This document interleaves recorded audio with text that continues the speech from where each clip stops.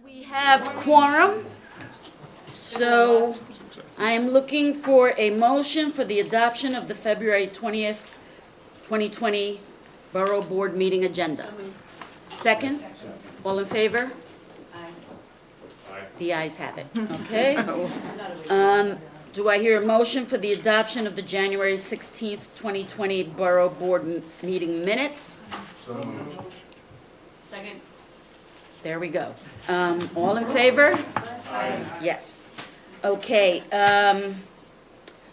DCP, we told them to be ready to present at 9:15, so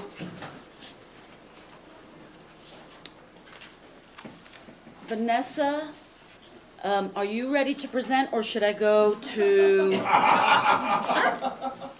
You don't have to be. Oh, I can be. Okay, so Vanessa Diaz-Lopez, she's the budget director here for the Manhattan Borough President, and she has a presentation on the preliminary budget and some of the board priorities.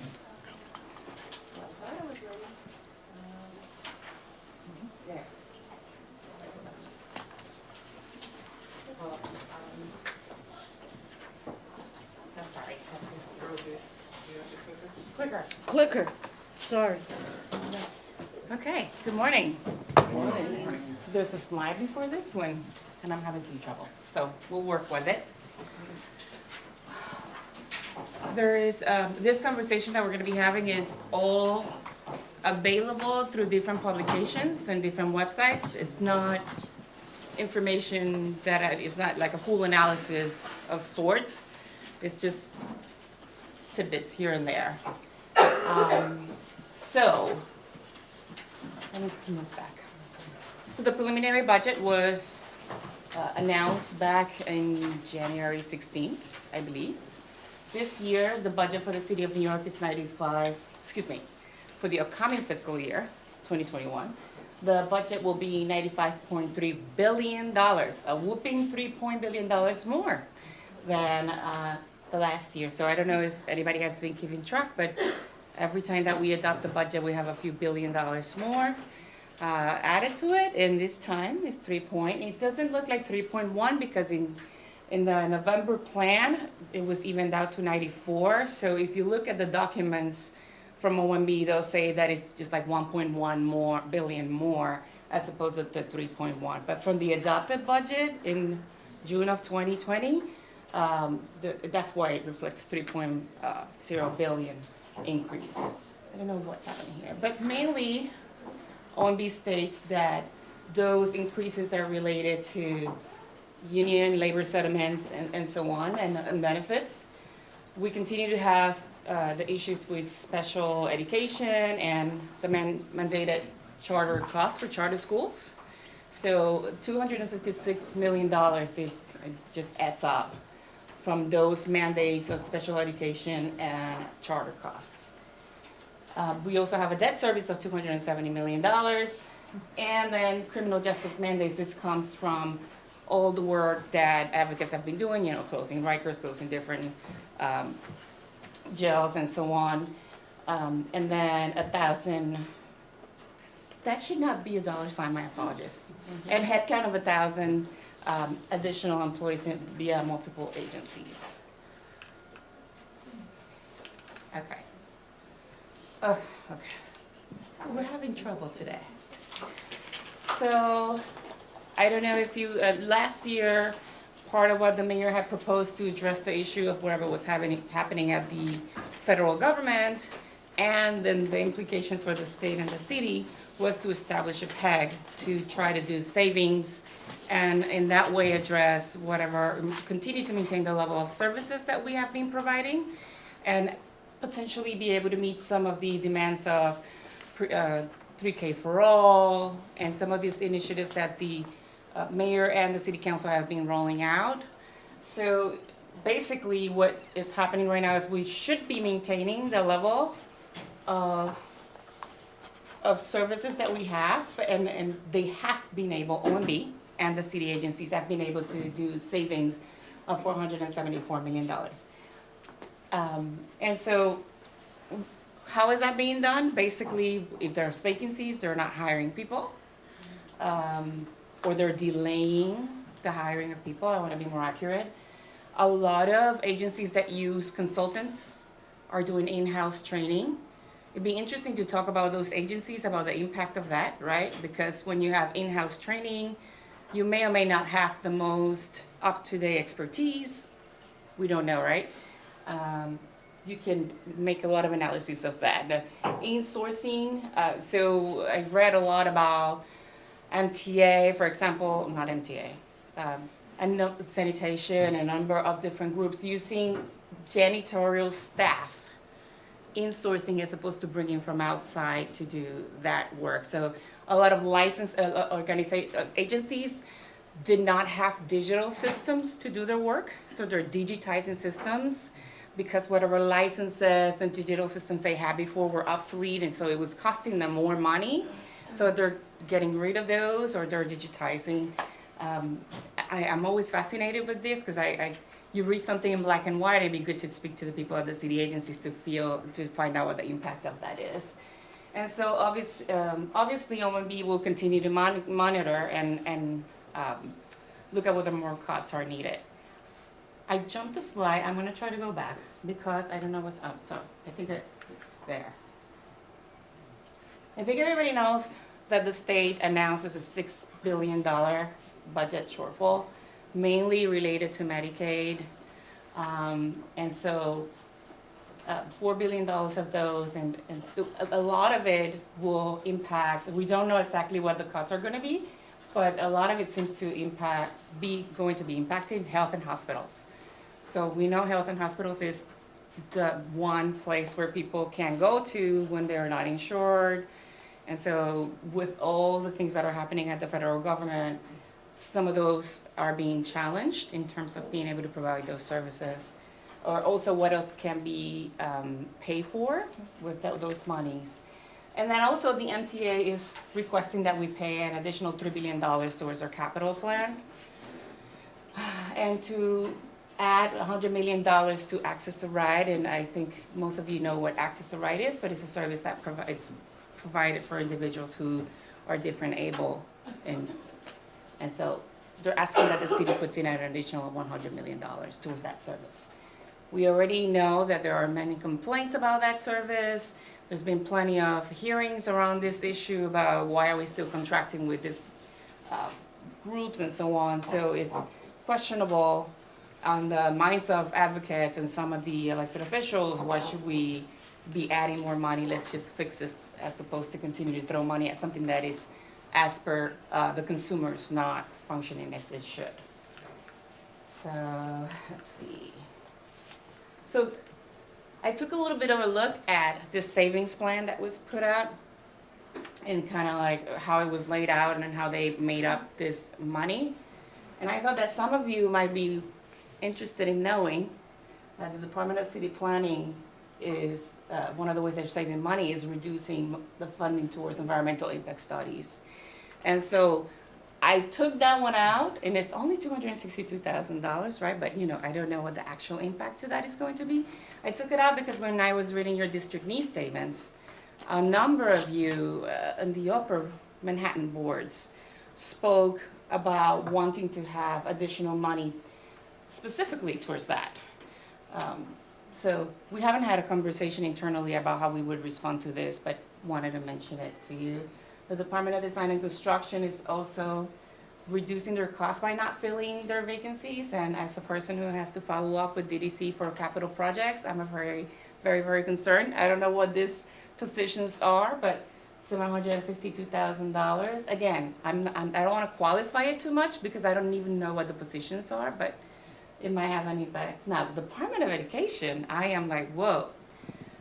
They're reducing their professional development by $14.6 million in fiscal year 21. So fiscal year 20, it's to the end of July, we're fine. If you talk to any other teachers, they may tell you some of those professional developments are not always what they need, but that's another issue. Allocation, supplemental special education support, so it's $8.4 million of the support to special education it's going to be cut, proposed, right? Let's see, reduction on program spending. I don't know what program spending is. It's very interesting because then you have to like dig in and try to find out what this program spending is. But $12.5 million of program spending. It's also being proposed as a way to reduce. And then I thought this was very interesting. The absent teacher, the ATR stands for Absent Teacher Reserve. This is where the teachers are who, teachers, social workers, guidance counselors, you are in a school, that enrollment goes down, and these teachers are then sent to ATR because they can no longer pay for this teacher. And then they go from school to school to school to school, and they know what service they're gonna have on a weekly basis, I think. I don't know, maybe the day before they find out where they're going, right?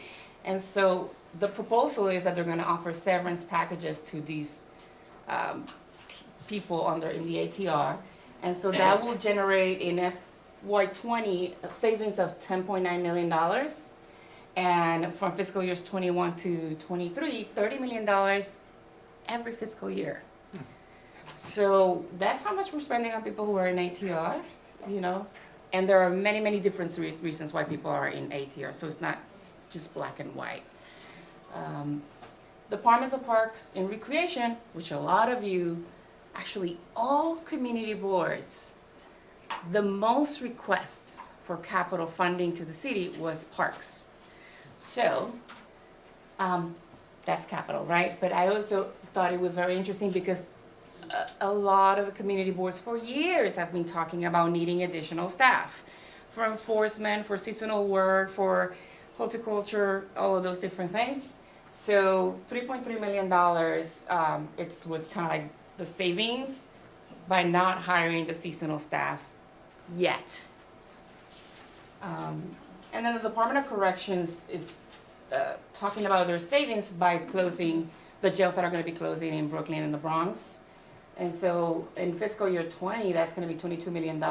And from the fiscal year 21 to the fiscal year 23, it will be 69.8. So, and then Mayor's Office of Contract and Services is also not filling their vacancies. And those of you who work in nonprofits, right, know how getting through to mocks is quite a challenge and a victory when you do. So those are some of the things that when I was reading was like, whoa, I do not know what this actually means other than in black and white. I can't say qualify it.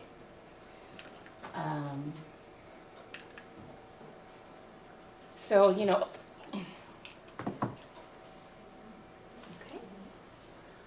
okay. There.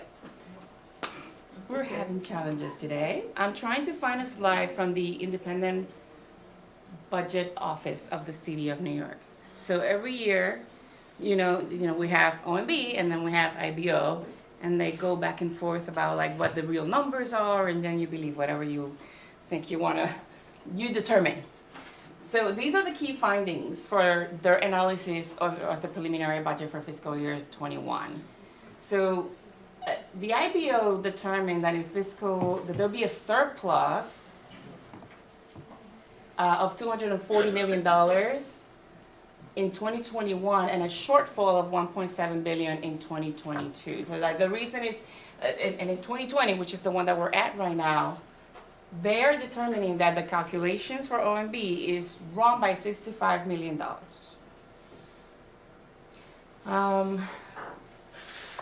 This talks a little bit about jobs, and the IBO is concerned about the trajectory and, you know, whether we're getting more jobs or less jobs. So there was an increase in jobs, but there's going to be a decrease in jobs over the next few years in the private sector.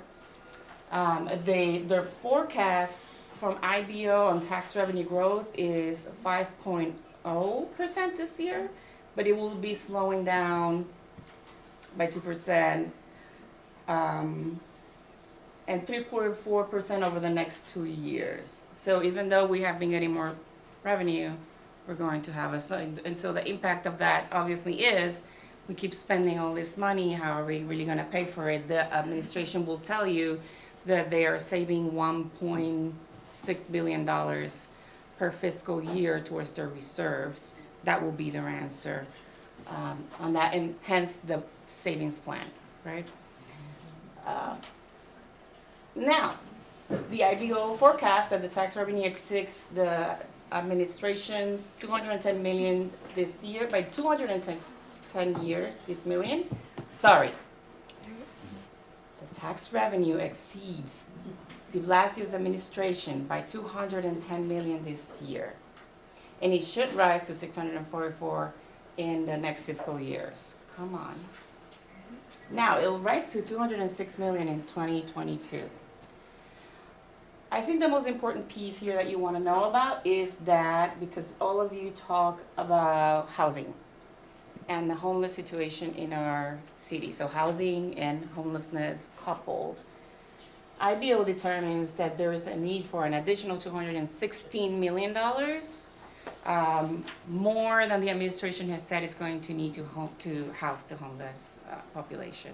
And that is a combination of families, individuals, and so on. So, but the concern is, this is a very big amount that is not representative. Where is the discrepancy in how things are being calculated? And then for all of you who know, 2021, we have a ton of elections coming.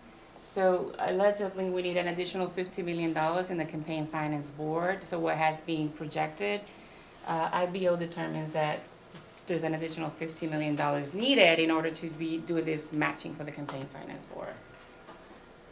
Okay. This is just a slide for what the IBO determines is going to be an additional need. I guess they rounded it up to 216, but there is a need on an increase for 215. We're already using $2 billion.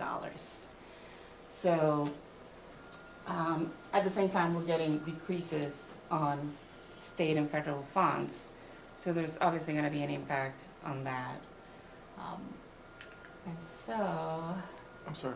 yeah. On that last slide, does that account for the 216 million shortfall that IBO? Yes. Okay. This is the 260 million Okay. shortfall. And this is all on the web. Mm-hmm. Except that it's not. So these are all the links, and we can send this to people. I think all of you have looked at this because you breathe this when you're doing your district needs.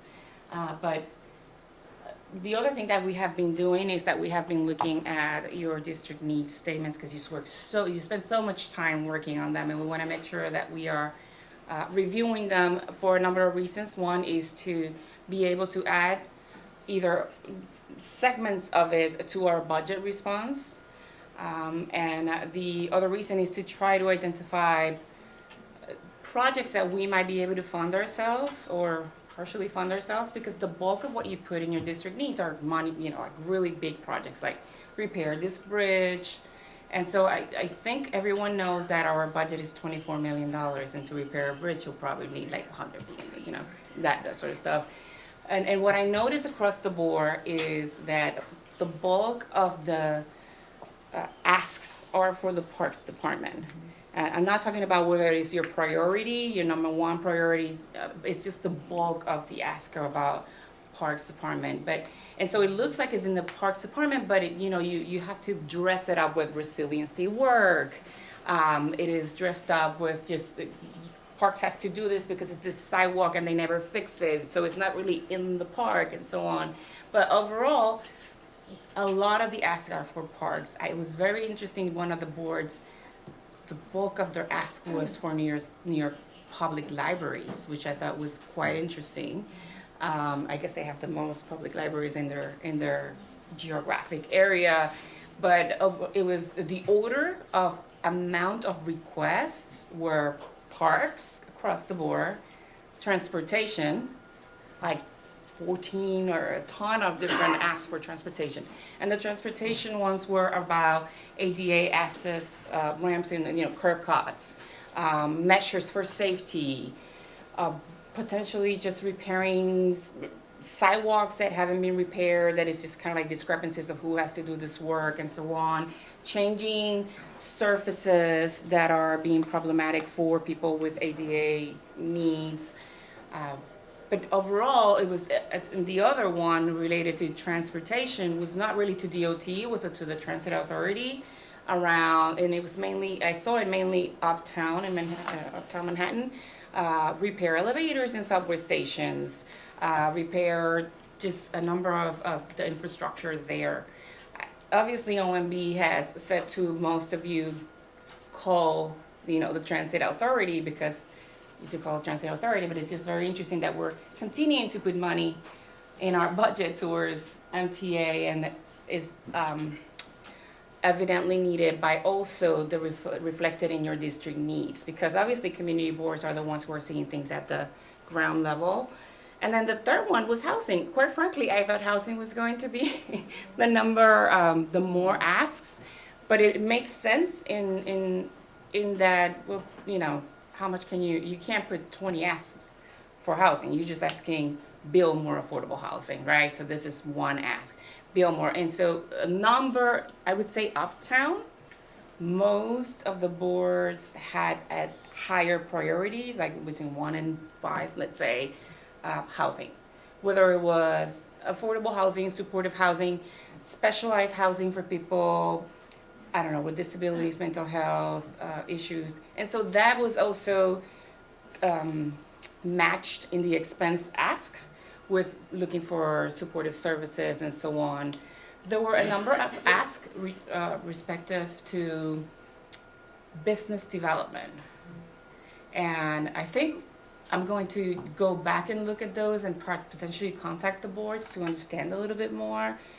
Because some of you have been complaining for years about Lester Peace. Some of you have been complaining for years about how to put this in your district needs, and so some of the asks can't be quantifiable, but they're needed regardless, because we're driving a policy statement that hopefully at some point will be matched with funding. So the small business component, I think we need to piece out a little bit more and look at it, because some of it was about helping actual businesses with infrastructure, right? But there are businesses, so there's this whole thing going back and forth about how do we address that. And so in some parts of Manhattan, very much needed to be able to help those mainly small businesses to thrive, yet we don't have a way of doing that works for that particular segment of Manhattan at this time, because most of it is you need to get a loan of some sort, and sort of, and then there's like limited loans, and so we want to look a little bit more at that because we have a small business task force. So I'll be just teasing those out and communicating to the small business task force. This was a lot of has been documented by the community boards on what they need. And so that's it for now. If there are any questions, I'm here. Yep. So I don't know if other boards share this, but the chair of our budget committee, who has served in that capacity for many, many years, said that this was the worst year ever for non-responsive answers. Where are you at? 8. Okay. That's saying Their something. answers. They weren't really even answers. They were just, we would like to fund it, but we don't have any money. Or just call this agency, or we don't see any need. I mean, they just said nothing. There was not, I don't think, one priority that would receive funding, no matter what it was and how essential. Even we asked for libraries to be open on a Sunday, rotating around the district. There's a library that's not accessible. It has staircases. Just get nothing back. We were very frustrated. So I know it's not your fault, and I can't even imagine working with a budget of $95 billion for the myriad needs of the city, but it was a very frustrating exercise. Yeah, it's actually very frustrating when I see it and they tell everybody come talk to the borough president with a $24 million budget. But I Let's contact understand. your local elected official. Contact your Yeah. local elected official, yes.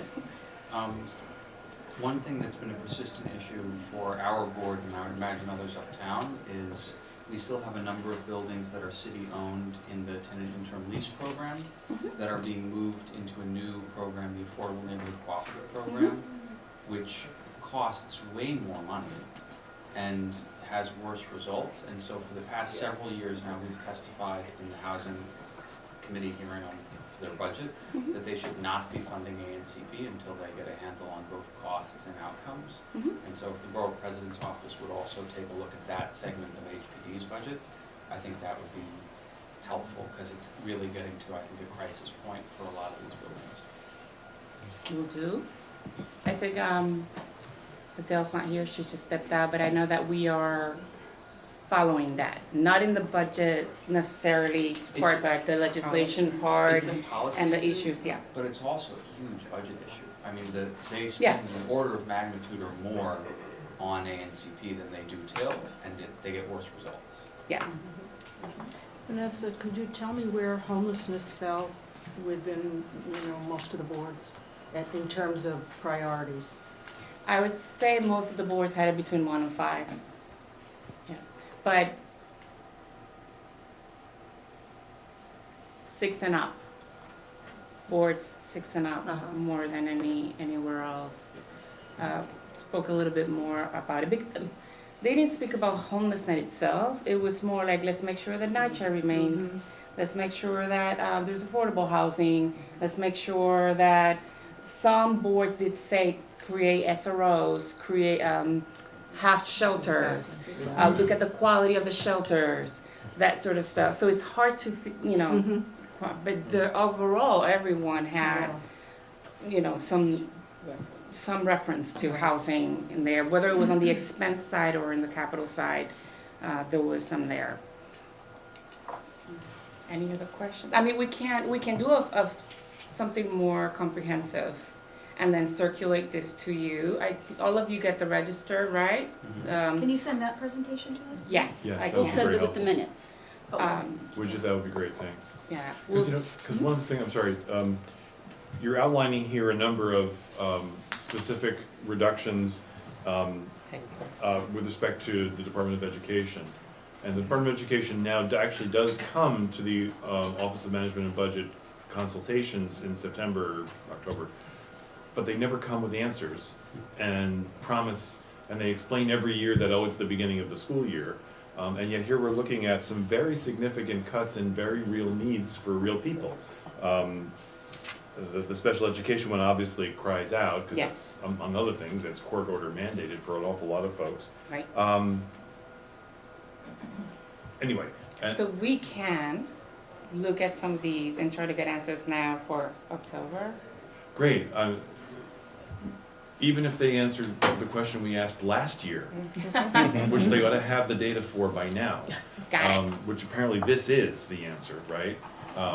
And put aside for a second the question of why is it we're trying to cut hundreds of millions of dollars out of a budget that's billions of dollars in surplus. Having more than just, we're grateful that you were able to parse this out, but shouldn't the agency be Absolutely. owning up to this? I'll Absolutely. stop there. Yeah. Any other comments, questions? Well, can I just say, there's a lot of next steps, I guess, but for us, we're gonna be preparing our official response to this budget, and including all of this great information that Vanessa's compiled. The Borough President has a few priorities, like social worker in every school that she talks about all the time, so, it's gonna be in there. We have a few others, but we wanna incorporate. So even if, right this second, you're not, you're sort of digesting the information, but then you think, you really want this to be part of our response, be sure to just be in touch with us over the next few weeks so that we can be sure that we're including what everyone's, priorities are in our response. Thank you. Yeah. Great. Thank you. Okay, thank you, Vanessa. And that was perfect timing. It is now 9:16, and we told DCP they would present at 9:15, so just 1 minute off, which is pretty great.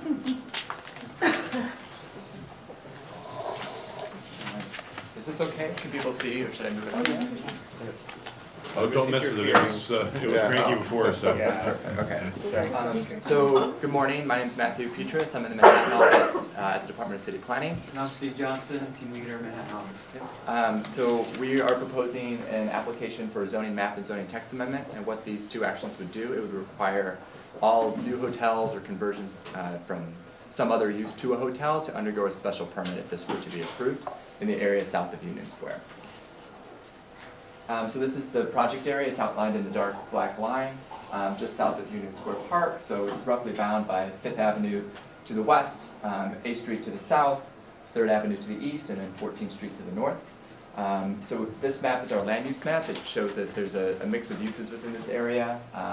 The major four are mixed-use residential and commercial, which is shown in the pink. We have a lot of institutional uses, mainly from NYU, the New School, Cooper Union. And then there's also commercial uses within this area, which are shown in the red. And then residential uses, mostly multifamily, but there are several walk-ups as well. Those are mostly along the mid-blocks. What color is that? So the residential uses are going to be in the yellow. The darker yellow is going to be a little bit bigger, a little bit higher density, so bigger buildings. For those less familiar with the area, this is just showing that varying context and photos. If you can see, so this is the New School, which recently expanded on 5th Avenue and 14th Street. 3rd Avenue, we kind of see a lower context as you go into the East Village, east. 3rd Avenue on the other side, as you head west, it kind of steps up a little bit towards Broadway and then comes back down a little bit as you go into Greenwich Village. Here's Grace Church, so here in this photo we see that those institutional uses kind of go right next to all the other uses that are in the area. So we have institutional uses next to low-rise residential, next to higher to mid-rise residential uses. And then this is Broadway looking north and south, just showing that along these major corridors there are taller buildings here. So one of the recent developments that have been in the area is the Moxie Hotel, which is on East 11th Street, which was recently constructed. Many felt that this was out of context with the area, and so what this special permit would do and what this proposal would do is require application or projects like this to go through public review as opposed to being built as of right. So as far as the technical aspects of the proposal, there's two actions. There's a zoning text amendment. So what it would do, the existing special Union Square district is shown in blue. This would become sub-district A. All the regulations of the current existing special district would remain in sub-district A. The boundaries would change, so it would include sub-district B. There's a few regulations in the special Union Square district, those would not apply within this area. The only regulation that would apply within sub-district B is the new special permit for hotels. And then conversely, new hotels would still be allowed as of right in sub-district A. So a couple questions we've heard so far are, why are you targeting hotels specifically? So we've seen that hotels have a very flexible floor plate. We've seen them built on tiny lots, irregular shaped lots, big lots. And because this area is so mixed, we have different variations block by block. We have lower rise, lower density on one block, the next block would be higher density. And so these boutique hotels that might exist, that might be more appropriate, say closer to Greenwich Village or the East Village, may be inappropriate in higher density areas that can accommodate more foot traffic. And then conversely, these large-scale, full-service hotels, which may be more appropriate along major corridors, might be less appropriate as you approach the lower densities to the east and the west.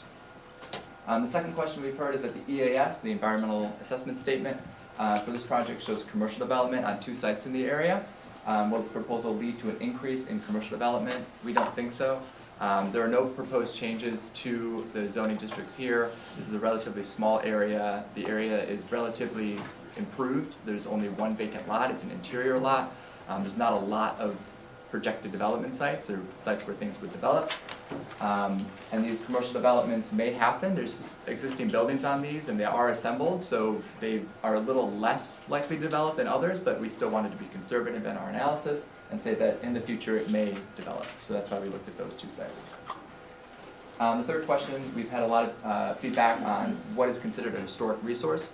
So in our environmental review, we work closely with LPC to identify things, sites that are not on any registries, that are on the national, state, or land or the city registry as protected. And then if there's anything else that would be in there that we should consider, that decision is made with LPC. And with that, I'm happy to take any questions. Any questions, statements? Okay, yes, ma'am. So the zoning text amendment would just require special permits for hotels in this area? Correct. How do I get that? Is it all hotels or just conversions of existing structures to a hotel use? Both. So it would be new ground ups, or it would be conversions over a certain threshold, which is usually we consider about 20%. Do you ever analyze the need for hotels in a particular area? We do that for larger applications, so when we did the M1 hotel special permit, which a lot of you may be familiar with, we looked at if there would be an impact citywide on the tourism industry, because there is a demand for that land use. Within this area, it is small enough that we didn't see a huge impact there. There are existing hotels that are there. A new hotel did come online in the area, so we didn't see that there was a huge demand for that specific land use here, so we didn't think that would impact the No, I'm tourism looking industry. at it in the reverse, that hotels, do they have a negative impact on communities? It depends. So I think that's what this proposal would do. It would allow the community to weigh in and say, we don't think that this full service hotel would be appropriate here. It's going to generate too much foot traffic. Or you might have people say that yes, this is appropriate here. We have a lot of folks coming in that are tourists here that want to stay here, but they have nowhere to go. So it really depends on the area. Also, just to go back to answer this question, if you go back to the slides, there was this, this part of, this slide. Part of what prompted this proposal is this Moxie Hotel that actually took down quite a few tenement buildings. 5 tenement buildings that Yes. were Yeah. purchased by the hotel developer, one by one assembled and created that. And these were all like 5-story tenement buildings that were proposed to be in the historic district, but was not done during Bloomberg, and then under de Blasio, this developer, by the way, a friend of de Blasio's, who purchased all these sites Oh, I'm shocked. and assembled it and built it. What's the height on the Moxie now? It is, I think, 12 stories, so this is the contextual district. I believe it's around 130 feet. This is across the street from Webster Hall. Yes. Okay.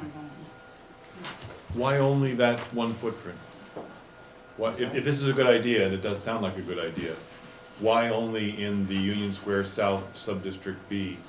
I don't anticipate a lot of these conversions in my district, but if it's a good idea to go. As somebody who used to work in this office said, a public review makes all projects better, so why not make all the projects better throughout the island of Manhattan? So we do have other special permits for hotels in other areas throughout the city. So recent rezoning, so East Harlem does have one. Tribeca does have one, they've had it for quite a while. Clinton has one. But this specific proposal, this has been in conversations with the council member and about existing land use and changes in the area for a number of years. And so this is just the area that we're looking at now. For 2 years, because Yeah, there was no conversations 2 years ago with the previous council member, just for the record. Happen to know that person, so I'm just putting it on the record. You had that right on your fingertips then. Yes. So we're just analyzing this place now. If there are other areas where you believe a hotel special permit might be appropriate, that's something that we can certainly study or look at. But right now, we don't believe that this should be extended any further than this project area, or that there's other areas within Manhattan that would be appropriate at the time. Michael? Yeah, so as you know, CB3 disapproved this in our November meeting because we have some concerns about 3rd and 4th Avenue being kept residential and not being turned into commercial ways. We also have concerns about 88 East 10th Street, so I'm wondering if you can address that because that's a building that was built by Peter Stuyvesant and we don't want that torn down, and in your plan it looks like that will be torn down. So I just wanted to see if you can address that. Sure. So first with the protected development site, this proposal does not induce development. We are not proposing to tear down any buildings or build any buildings. This is just a regulation change. So what we do to be conservative is we look at sites throughout the entire area and say, are these likely to develop? Vacant lots, parking lots, one-story structures that are built significantly less to what they're allowed to be built, we would say yes, the private owner of that site might develop it. The two sites that are, we can talk about those two. Let's see. So this is where 88th 10th Street is. This is an assembly of four sites. So we looked at this and we said that these four buildings, they're underbuilt together. They're owned by, we look at ownership too. If they're owned by separate owners, we don't think that they're necessarily going to develop.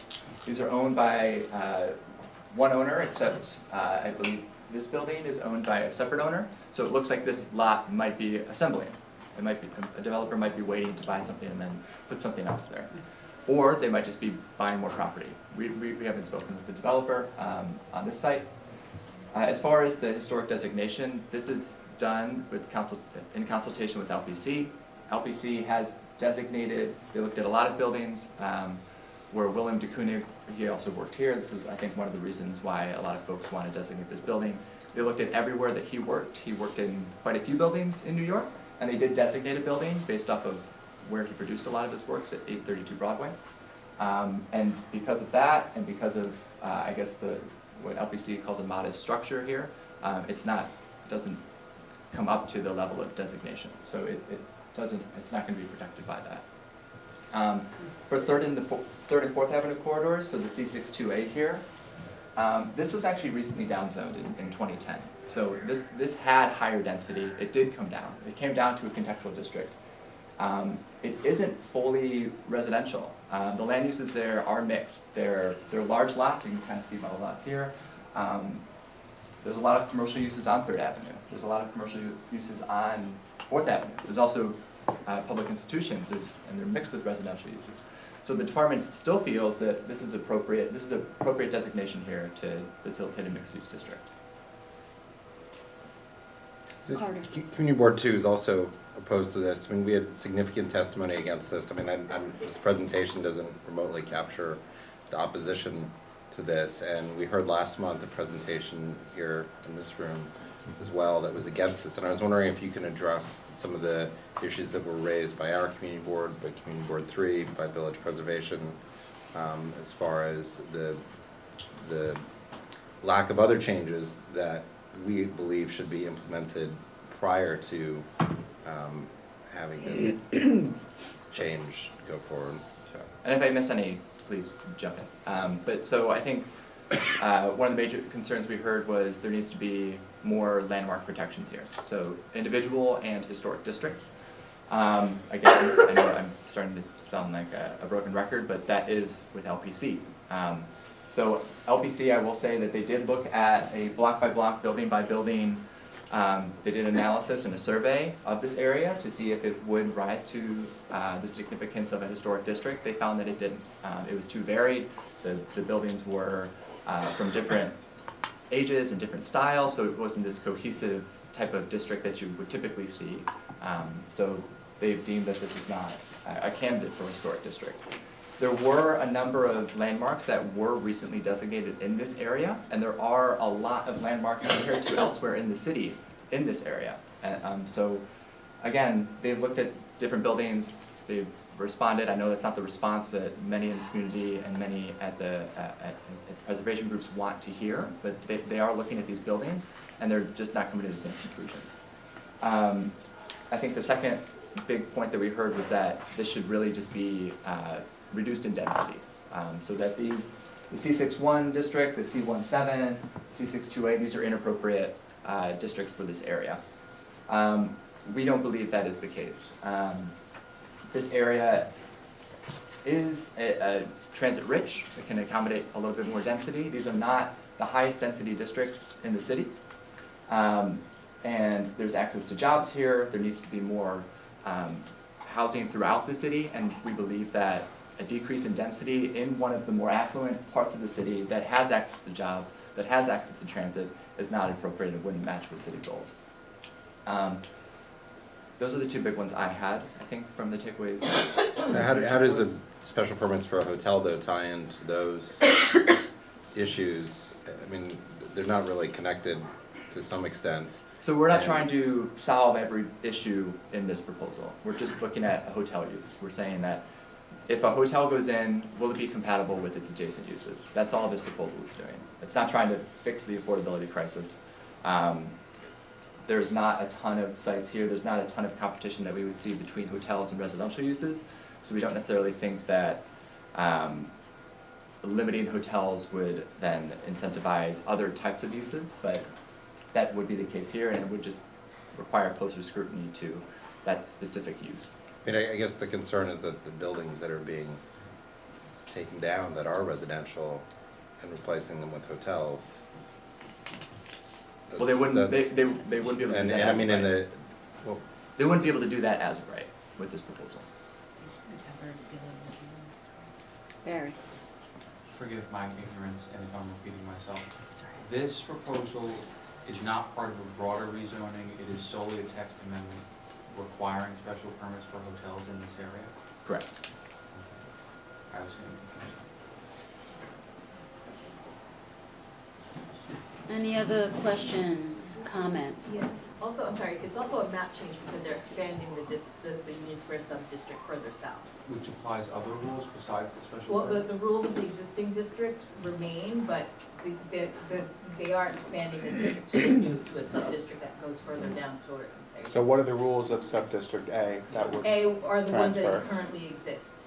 That Union Square district's been around for a while, I can't say I know all the rules of that district offhand, but those rules will remain. It's a text amendment, but it's also a map change, because now this is the creation of sub-district E, and within that sub-district, hotels will not be as of right. Is that the only effect of the text amendment, or in the extension of that sub-district, or are there other rules that carry on? As far as I know, no other rules carry on, it's just the hotels. Thank you. Any other comments, questions? Just a Yes. comment, Board 5 only has 3 lots, this is predominantly Boards 2 and 3. We sent a letter in December saying that we do have concerns, and they are the same concerns you have, but our conclusion is to support Boards 2 and 3, and we didn't go into any detail. Alita? A lot of the questions being raised would seem to be addressed by a comprehensive city plan. And I know that we tried to get one through the Charter Commission, but that was not successful, because there are interactions between hotels and residences and tearing down tenements and institutional uses and all kinds of things, and it's hard to plop in a rule about hotels without thinking of other consequences. So, and I know that there's a sense, maybe a judicial sense, that the zoning resolution is a comprehensive city plan, but that doesn't seem to be working at least for our board. So, just a plug for something that looks at the city as a whole. Thank you. Stay tuned. Something's coming. I'm sorry, I didn't hear you. A comprehensive plan is coming. Oh, it is, Yeah. good. That's what I'm saying, stay tuned. Did I miss something? No, Did I it's still, sleep at the wheel? still in deep discussion, but they're working on it at Good. council. Okay, there's going to be a vote on this matter. We don't have quorum yet. We need 6 council members, the 3 community boards, but there's only 2 chairs, so boards 2 and 5 would vote on this. And we'll call this matter for a vote once we establish quorum. So Okay? the City Planning Commission's vote is scheduled for March 4th. So if a resolution, or a recommendation from this board were to come, it should ideally come before that. So the commissioners can see it. And what were your names and titles again? Matthew Petros, I'm a city planner. Stephen Johnson, Manhattan office. Yes, Could I speak briefly? yes. So I'm Louisa Winshaw, I'm from Village Preservation. My colleague had an opportunity to testify on this issue in January, and I appreciate the opportunity to speak again. I just wanted to say that Village Preservation feels strongly that this proposed measure does not offer the protections which this part of Greenwich Village and the East Village need and have called for. The proposed special permit requirement would provide no help whatsoever in addressing concerns about new development in the area. It will not help us to ensure that the neighborhood character is respected, protected, and preserved, and Village Preservation appreciates the thoughtful recommendation of the Borough President, which also makes this very clear, and we'll keep working to secure the real zoning and landmark protections that are needed in this area. Thank you. Thank you. Louisa Winchell. Thank you. So, the GVSHP, Greenwich Village Society for Historic Preservation, testimony that was provided last month was sent out last night as an attachment. And Gail is not supporting this, and if you want her statement, it's on our website, but I could also send that out. I did not send that out with the attachments that I sent last night. Okay? Great. What I also sent, so thank you very much. Thank you. Okay.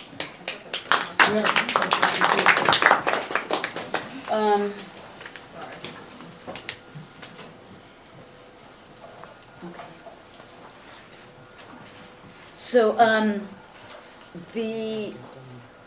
what I also sent out yesterday was several resolutions. We're gonna move into, community board chair reports. We're gonna defer for the borough president's report. Gail is supposed to be here, so we'll wait for her to do that. But this gives us an opportunity prior to going to each board to discuss some of the resolutions and letters that have been brought up in borough board for the last few months. I want to start with Alita and the Landmarks Preservation Commission letter and an issue that you've brought up on various occasions, but why don't you address it? Thank you.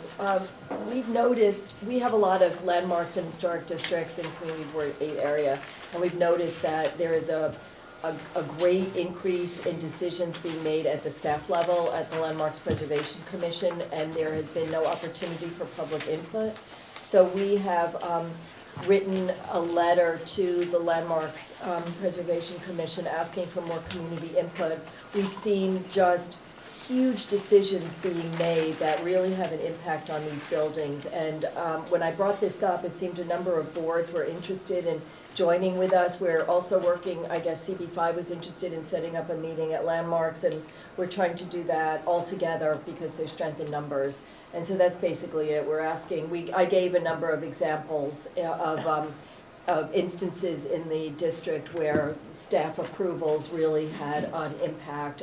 Even one across the street, a canopy going to an awning going to the sidewalk that was disapproved by the commission on the south side and approved at staff level on the north side of the street, directly across the street from each other. Recently, there was a building that came for a rooftop addition, and the entire cornice, which they're replacing, is a staff approval. I think. We're just always astonished, and the number of applications have decreased and our input has decreased. So we're not really sure how to have community input, which was supposed to be the change between the first iteration and the one that was adopted of the new rules allowing increased staff approvals. Anyway, so that's what we're hoping for, is to have more boards join with us as we approach landmarks. Thank you, Rosie. Yes. So thank you for drafting this, and I'll study it. One of the things, I'm not sure it is in there, but one of the things that the new rules also permit, in addition to structural changes of the type that you just outlined, is the use of substitute materials for the historic. Yes. And at times, those substitute materials may be acceptable, for example, at a cornice 10 or 12 stories up, but at ground level, there are manufacturing concerns Yes. that create a very different effect when you replace, for example, this fiberglassy kind of thing, Right. which is lighter weight and better for the building in some respects, but it has gaps and so forth that at eye level would be a marked change from the stone, so. You're right. What they're approving is not what should be approved without public input or without the commissioners. We don't know what's going on. And you're right, I mean, it's things like windows. There was one of the instances, again, was a big window in a brownstone on Madison Avenue that they wanted to modernize. And so the staff level approved that. They left the paint color to the community board and then took that away too. So basically, the entire facade was altered, and we want to protect what we have because we're losing a lot of the tenements. We want to protect which deals with the context of the neighborhood. We want to protect the landmarks and historic districts, and it's just becoming increasingly difficult. Thank you, Mark. I think that we're also in support. Yeah, As well. our district manager is going through our resolutions because she believes that we passed a similar Oh, good. resolution with similar language, so she's looking for that. And then And we'll our district get back to you. Good, okay, yeah, please, everyone get back to me, or Rosie or something, but we're looking for as much support as we can get, and it seems to be a borough-wide problem. I'll do a round of follow-up with each board chair and/or DM, because some of them may need to go through their committee, I'm assuming, to get a resolution or to be in favor of signing on to the letter. Thank you, Okay. and thank you, everyone. Okay. Alita, another issue you had raised was about the e-bikes and e-scooters, Right. and I believe there may be some budget implications for Thank this. you. Wanna- Well, the governor embedded in his budget the desire or legislation allowing e-bikes and e-scooters as one piece of legislation, which would need to be passed by the end of March. And we're really concerned about that because we seem that Manhattan as a whole should be a carve-out for e-scooters, and they should be treated separately from e-bikes. We have a lot of elderly people living in CB8, and they're really worried about the bikes, and now a proliferation potentially of e-scooters. And from our understanding, jurisdictions that have had all of these dockless scooters are trying desperately to get rid of them. They're big. I just was in Washington, and they are really big, almost the size of bikes. And if they are strewn across the sidewalks, along with all of the congestion that we have, and CB8 is the densest area of the city. So it's a concern, and we feel that it should be treated bikes and scooters. I know that there is an interest in protecting delivery guys, immigrant workers, and who are not being paid enough by the restaurants and the food establishments to support themselves, and the faster the deliveries are made, the more deliveries they can make. And it burdens the communities when the restaurant should be paying for them. So we're concerned about that, and about bikes that could go faster, motorized, than cars are able to go now. Now they have those flatbed delivery things attached, which you can't really see. They don't have, and we're worried about the safety. They're supposed to have lights. They don't have lights. They're supposed to have reflective vests on the back of their jackets. They don't have those. They use a lot of third-party delivery services, and they have no identification at all. There's no mechanism to protect pedestrians if there's an injury.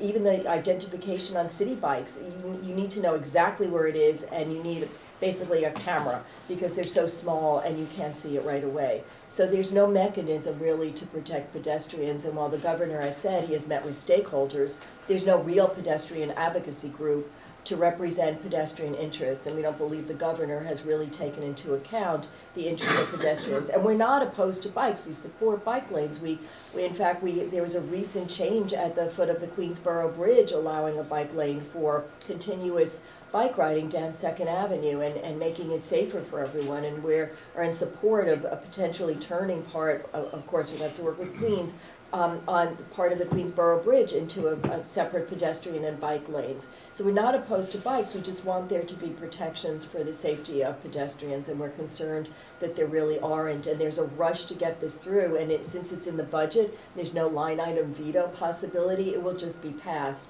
So we're hoping that there's some kind of, I don't know what to do, that there's some kind of consensus or something to separate the scooters so they could be looked at separately, because that doesn't have the delivery guy issue, and the bikes, and provide mechanisms to support basically the public and allow the people to ride and to earn the money that they need to live, and to be safe themselves from trucks and taxis and cars.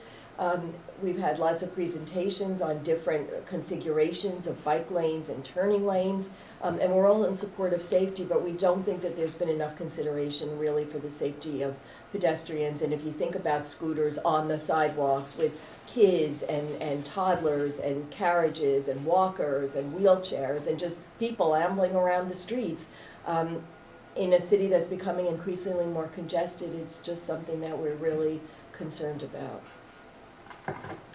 Yes. So I think you're exactly right about separating the scooters from the bikes. And yeah, I don't need to repeat. So to add without repeating, The other safety issue, besides the pedestrians and people with whom electric bikes interact, is the operators of the bikes themselves. In that, the reason that there is a need for state legislation is that they are considered motor vehicles and yet have none of the protective registration. If you And tried there to still register isn't. them, you couldn't. Right. So they are per se illegal. It's just that the police department doesn't have the staff resources to confiscate them and then go through all the processes of due process to actually get them off the streets. So they end up being ransomed back, and the poor delivery guy is the one who has to pay the $500 Right, fine. and so I'm sorry, I shouldn't do that, I'm sorry, Mark. No, so what it cries out for is not just to legalize them, but to make them safer both for pedestrians and for the people who are actually riding them. And that requires a little more thought than is in the budget. I'm wondering, where do other motorized things fall? Like, we're seeing a proliferation of motorized skateboards in our district, and those things go just as fast That's as right. bikes and They sure do. scooters. And there are so- unicycles too. Yeah, and the little ball thing that they just stand. So are those covered in this bill also, or those? I don't know, I don't know, I'm not sure, I think maybe someone else knows, but yeah, we're concerned about all of that. And the failure of people to follow the traffic laws, and kind of one of the prominent bike advocacy groups doesn't believe that they should have to follow the traffic laws, and so it just makes it difficult and concerning. Manhattan should be a carve-out for everything, I think, and have its own rules because of the congestion. We're not Rochester, and we're not Putnam Valley, or Lake Placid, or Queens for that matter. And yet, we can't really and shouldn't be lumped in. So I'm sorry for everyone I interrupted. Any other comments? Is there a specific ask, Lita? Well, we have a number of resolutions that were meant for both the city council and the state, because I think and also the state says that this is effective immediately, and at the same time, it's saying that cities and local jurisdictions can enact stricter legislation by making it effective immediately. There's no window there to enact the legislation or to work out things like potential registration or anything else, which I know are controversial. So we have a lot of resolutions, both for the city council and for the state level, as well as some in our last transportation meeting minutes, as well as a list of concerns about the e-bikes and e-scooters. So we would ask if any boards could pass resolutions that would apply, because if this does become effective, and it looks like it probably would, then for the city council to enact legislation that's more protective, really, of everybody. If you send me some of those resolutions, I I think can Will share it. sent them to you last night maybe, but it was pretty late Okay. because it was after full board. We can share it, right, and I did say I would check my email this morning and print it. Maybe I can do that during a little break and give copies to people today, or forward the email later on after this meeting. Thank you, and thank you everyone for considering this. And if you have improvements and suggestions, happy to take that back and work with it. We're just really, it's just very congested. Mark Diller, there are two resolutions from CV7. Would you like to speak about that? Sure, they're both available on the table. One has to do with Medicaid and the increasing gap between what Medicaid will pay for nursing, long-term nursing care, and what the costs to provide that care really are. We heard from a couple of providers in our district, and actually one of them bleeded over into CB9, sorry for poaching, who have said that what they've been doing is actually providing additional care that is covered by Medicare in order to keep the lights on so they can also provide the long-term nursing care for Medicaid. That strikes me as something that's problematic from a policy standpoint, as well as not likely to be long-lived. Oh, these are mine, okay. Barry, if you could pass along. The Medicaid resolution is kind of voluminous, so it'll speak for itself. I don't need to characterize it, but that's the core problem, And the core solution lies in the governor's insistence on this 2% cap in, to increase the state budget. That is, as I understand it, the source of this, I'm gonna put it in quotes, projected budget shortfall. And so it is a lack of will, not a lack of funds, that prevents us from maintaining this. And one by one, nursing facilities elsewhere in the state have been either converting to private or have been changing their method of operation to eliminate a lot of the nursing care that provides for Medicaid eligible patients because they simply can't afford to do it. And with my district graying as we speak, I'm graying as I speak, and that's a condition that is not unique to CB7. This is going to be a problem, and it's going to be a problem that by the time it really manifests itself, it'll be too late to fix in a short term. So the answer is to change the way. So the governor has convened this Medicaid review board. The correct term is in the resolution. And so I commend it to you for thoughts. This is one that is in the governor's budget, and they theoretically need to pass that by the 31st. So if you're inclined to take any action with respect to it, whether it be a letter or a resolution, you probably would want to do it between now and in the middle of March, when the final brushstrokes are put on the budget. The second is an actual codification of what it is we spoke about in the last couple of months about the, what's the name of this thing? The Transportation Mobility Review Board, which is scientifically designed and named so that we don't know that it has to do with congestion pricing. But it is the board that will set the congestion pricing parameters and numbers.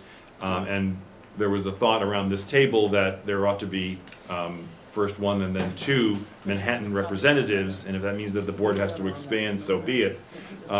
Since we will be primarily and very, very significantly impacted by this, and the interests of those who live within the district and those who do not are different. And so this, what you see before you, is an attempt to put that into writing. So thank you for the opportunity to introduce those things. Okay, thank you. Barry? Yes, so ours is not nearly as beautifully formatted as Mark's, but it touches on similar issues, although slightly broader. We also agree that the cap in spending is artificial and deleterious to all New Yorkers. And so our executive committee approved this item to be put on our agenda for tonight's general board meeting unanimously, and I expect it will receive support. But this is a resolution calling for the state government to look at additional sources of revenue to offset its projected budget shortfalls rather than solely relying on cuts. And Manhattan is probably the most important county in the state when it comes to many of these measures, because many of them are targeted at the state's wealthiest or highest income residents, the overwhelming majority of whom live in our borough. So you will see, if you flip through it, this one was particularly tailored to our needs and includes numbers about the capital backlog for our NYCHA buildings and some of the details on how much our schools are owed in back financial aid. But you will see that there's a proposal to increase our tax brackets to match those of New Jersey, where there would be additional tax brackets for earnings over 5 million, 10 million, or 100 million a year. There is the pied-à-terre tax, which was considered last year and which is sponsored by, I think, Senator Hoylman, but did not make it into last year's budget. And there are a number of these taxes, including restoring the bank tax, which was repealed a year or two ago, to pay for these necessary services and investments in our state, rather than slashing the budget on the backs of the neediest New Yorkers. And as I think your reso states, we're all probably going to need Medicaid in the end at this rate, especially for long-term care. So this is kind of non-optional for most of us. Thank you. We would love it, and so as a follow-up, we would love it if other boards were interested. I think the folks who are kind of schooled in this and answering questions have been to 10, and maybe 7, have they been to 7? But they're, available and they're here to answer questions today, and I think they're interested in talking to more community boards, since we all are gonna know immediately, perhaps better than many other people, the impact of the cuts in our neighborhoods. A request, Yeah. both Barry and Tolita, could you send a digital version of Yeah. the things that you sent around, and that way I can just forward it to my And colleagues? vice versa for everyone, I This think. was, all I of think, this. in Well, you should send it Rose- out. Oh, was it Rose's- Rosie? Okay, great. Yes, it was sent out Everybody last got night. Thank you. Yes. Okay. And I'll just double check if some of those are PDFs and then make sure that we can get it in a Word document. That way you don't have to retype it. Can I just say something general? For me, the strength in numbers and the collaboration between boards is really essential to trying to get things done. It's much stronger than a single voice. So I have to say, I'm really excited by the idea of kind of working together and supporting each other. This is gonna go to all of our state electeds, and we're gonna be following up with phone calls from individual board members to make sure that this is really a priority going into the budget session, which really starts in earnest on Monday. Someone mentioned that, this budget has to get done theoretically by March 31st. And so now is the time to really push our state electeds and their leadership to stop these cuts and instead find other ways of raising revenue to do it. I also wanted to acknowledge, I think Charles is here, who can answer questions about the specific bills that are mentioned in the resolution. Are there any question for Charles about the bills in this resolution? No? Okay. So going forward, I want to try to use these Borough Board chair reports as an opportunity to get consensus, share information. There's so much knowledge in the room. Certainly saw it some months back when Cecily was talking about Lenox Terrace, and there was a lot of chairs gave a lot of helpful information. She was taking down a lot of notes, and we should not be reinventing the wheel, and taking this opportunity with all this knowledge to share and gain the strength in numbers to push an issue. So we'll be doing more of this going forward and getting these resos out ahead of time. Okay, now this is a new year, and we have a new method, and we're going to go to the chair reports, but it's February, so we will start with Community Board 2. Good thing I remembered, and prepared. So first I wanted to invite everybody to join CB2 on March 9th at 6:30 p.m. on the presentation on dyslexia legislation on how we can change the system at Clinton School, which is at 10 East 15th Street. I have a flyer here that I'll pass around. I think we had previously had a session earlier this month, and this is the next step. It's co-sponsored with a number of our state legislators. I'll pass these around if anybody. That's something that our education committee has been working really hard on, and I'm glad to see that it keeps moving up the chain as far as the attention.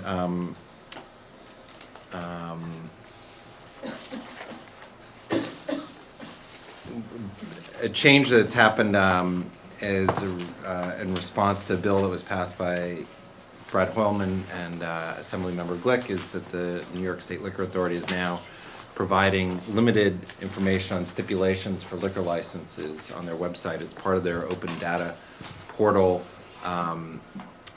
dump. At the moment, there's not an easy way to look it up yet. Maybe Noel can help us with that as far as the data that's coming out for the boards. I think it's pretty easy to pull out. I saw that you guys had some interruptions in their previous data, and I think you guys are sorting it out, but it's a really great tool for the community itself to actually look up to see if there are any stipulations on liquor licenses, because there's no easy way to find that information right at least previous to this legislation being passed. Brad's been working on that since he was chair of our board, and I think that's almost 10 years. So it's a small step, but a very big step. Our land use committee is continuing to discuss the Envision Soho NoHo report. We, in an unusual step, had 2 business session for our land use committee this month to get into some of the details, which is unusual, but we had over 90 speakers between 2 meetings in January, so that was it takes some time to actually discuss the ongoing issues. I don't know if other boards have business session only meetings, but I think it was helpful for the committee. We're going to begin live streaming our full board meetings with tonight's meeting, which we're excited to start doing that, and then had the fortunate opportunity of going first, Community Board 2, along with Community Board 1 and Community Board 4, working with Hudson River Park Trust and a new task force that they put together. I had reported last month that the governor had vetoed legislation on involving commercial development on Pier 40, and as a result of that, the trust is under the charge of the governor is leading a task force to look at ways of envisioning the completion of the entire Hudson River Park Trust in its entirety, and specifically focusing on Piers 40 and Pier 76. Okay, thank you. CB3. So first, I'm sure you'll talk about it a little later, but I want to thank Gail for opening up her home and hosting the reception for the board members who renewed their applications early. I think we had 6 people from our board attend, including myself. And it was actually a really fun way to get to meet people from other boards and get to know sort of what they're dealing with, and also get to know them personally. I mean, there were people from my own board that, because we don't sit on the same committees, I really didn't know them at all. So it was a really nice opportunity to do that. Jumping off that, our Arts and Culture Subcommittee is hoping that that other boards would be interested in convening their arts and culture committees as well for a Manhattan-wide meeting that maybe can be hosted here at the Borough President's office to talk about issues that they're working on and sort of learn from each other about what the issues are that the arts and culture folks are dealing with. We're curious to hear from other boards what their plans are once the census launches to help get everybody counted, because we're looking to try to do some events around that or promotion around that. We've been doing some stuff online already, but we'd be interested to hear what other people are planning. I've talked a couple times in this meeting about the facilitation that we did with an outside trainer a couple of months ago, and so I have some things to share with you that we developed based on that training. There's 2, so I'll pass one this way and one that way. So this is a document that we created with all of the chairs of all the committees that basically is going to be now put out on the tables at all of our committee meetings to sort of show the public who are attending the meetings. There's one that deals with what the role of the community board is and what the role of the chair is, so that people know sort of what to expect. And there's another one that really deals with how they can participate in the process. So we're going to start using these at our meeting next week, our full board meeting.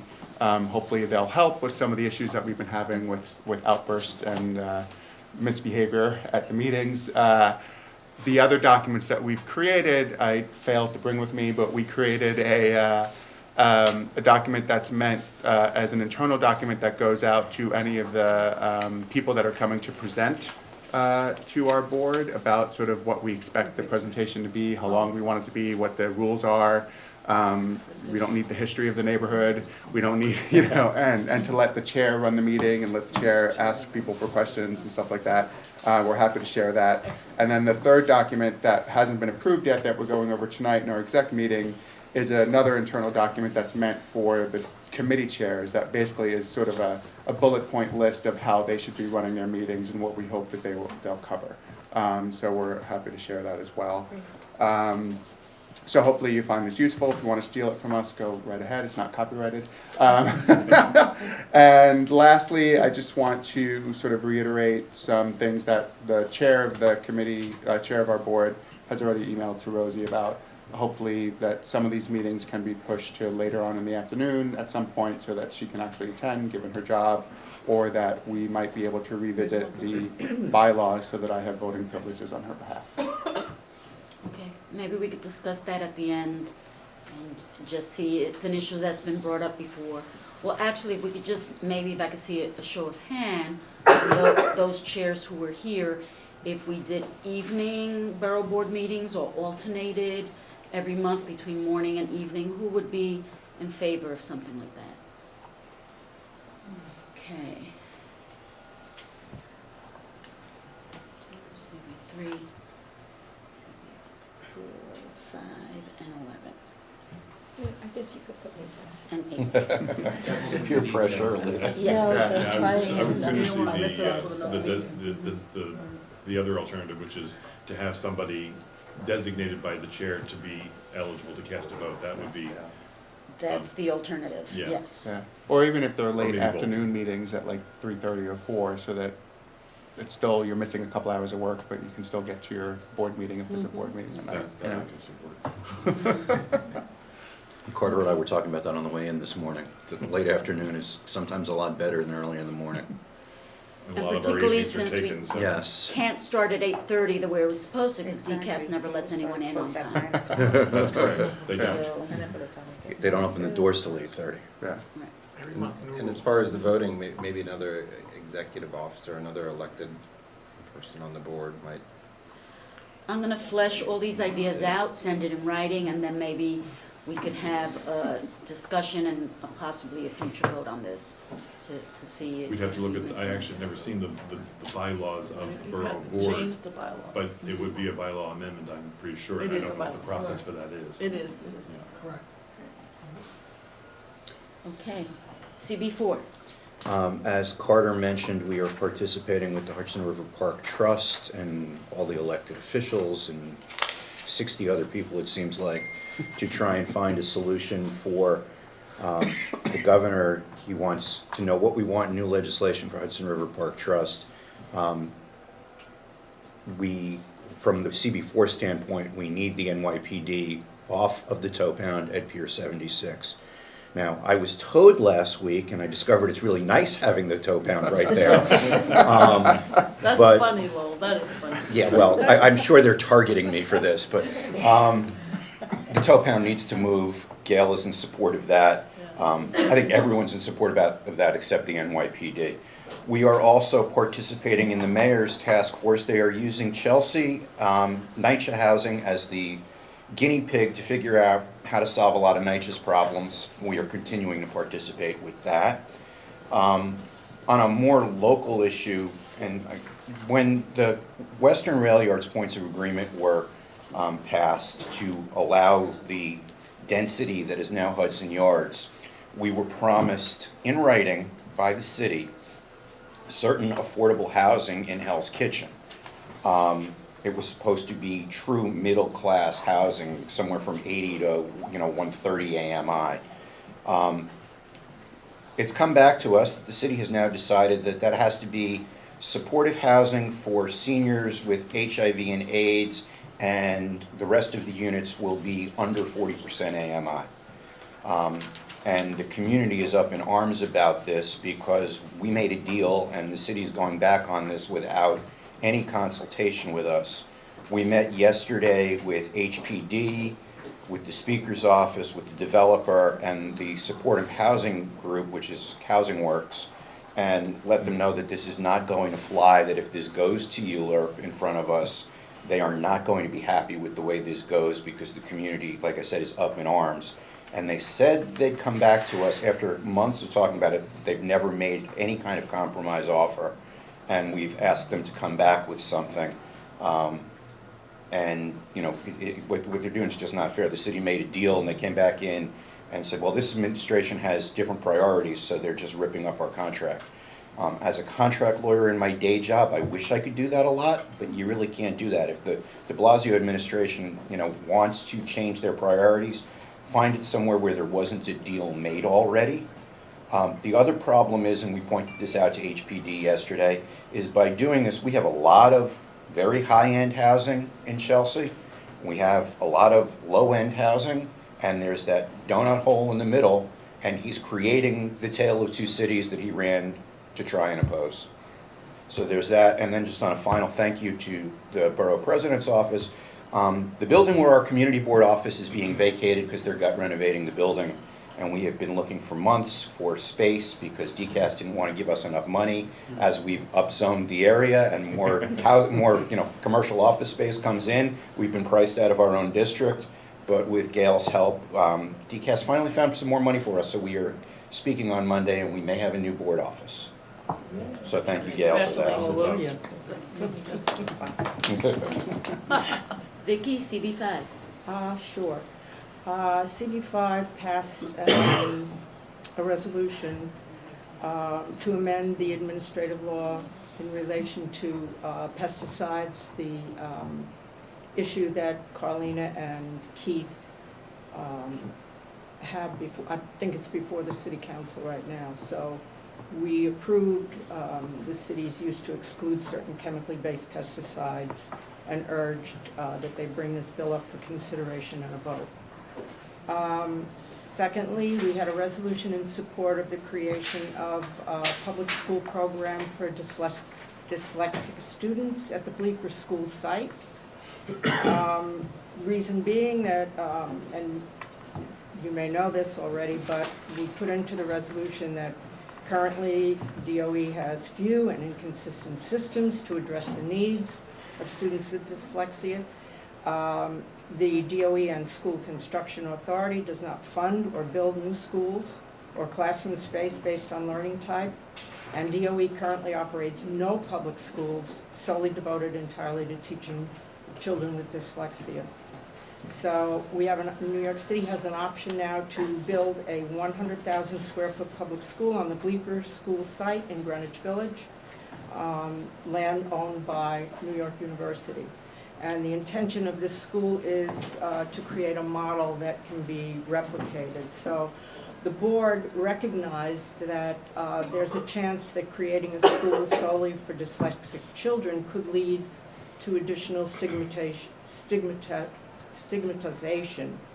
But CB5 nonetheless feels that such a school is desperately needed and will effectively serve many children's needs than the currently available alternative, and we support the creation of this school in the Bleecker School site. We did an approval of the, this is kind of nice, plan from DOT and Department of Design and Construction on Pershing Square East.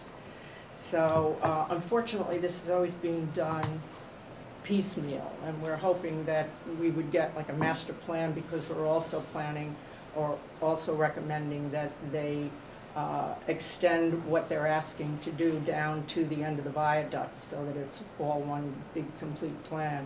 But we worked with Grand Central Partnership, DOT and DDC to transform the Eastern Plaza into a permanent installation mirroring the treatment of the Western Plaza, which has tables and chairs, calls for resurfacing of the sidewalk and creating a harmonious architectural character to the surrounding area.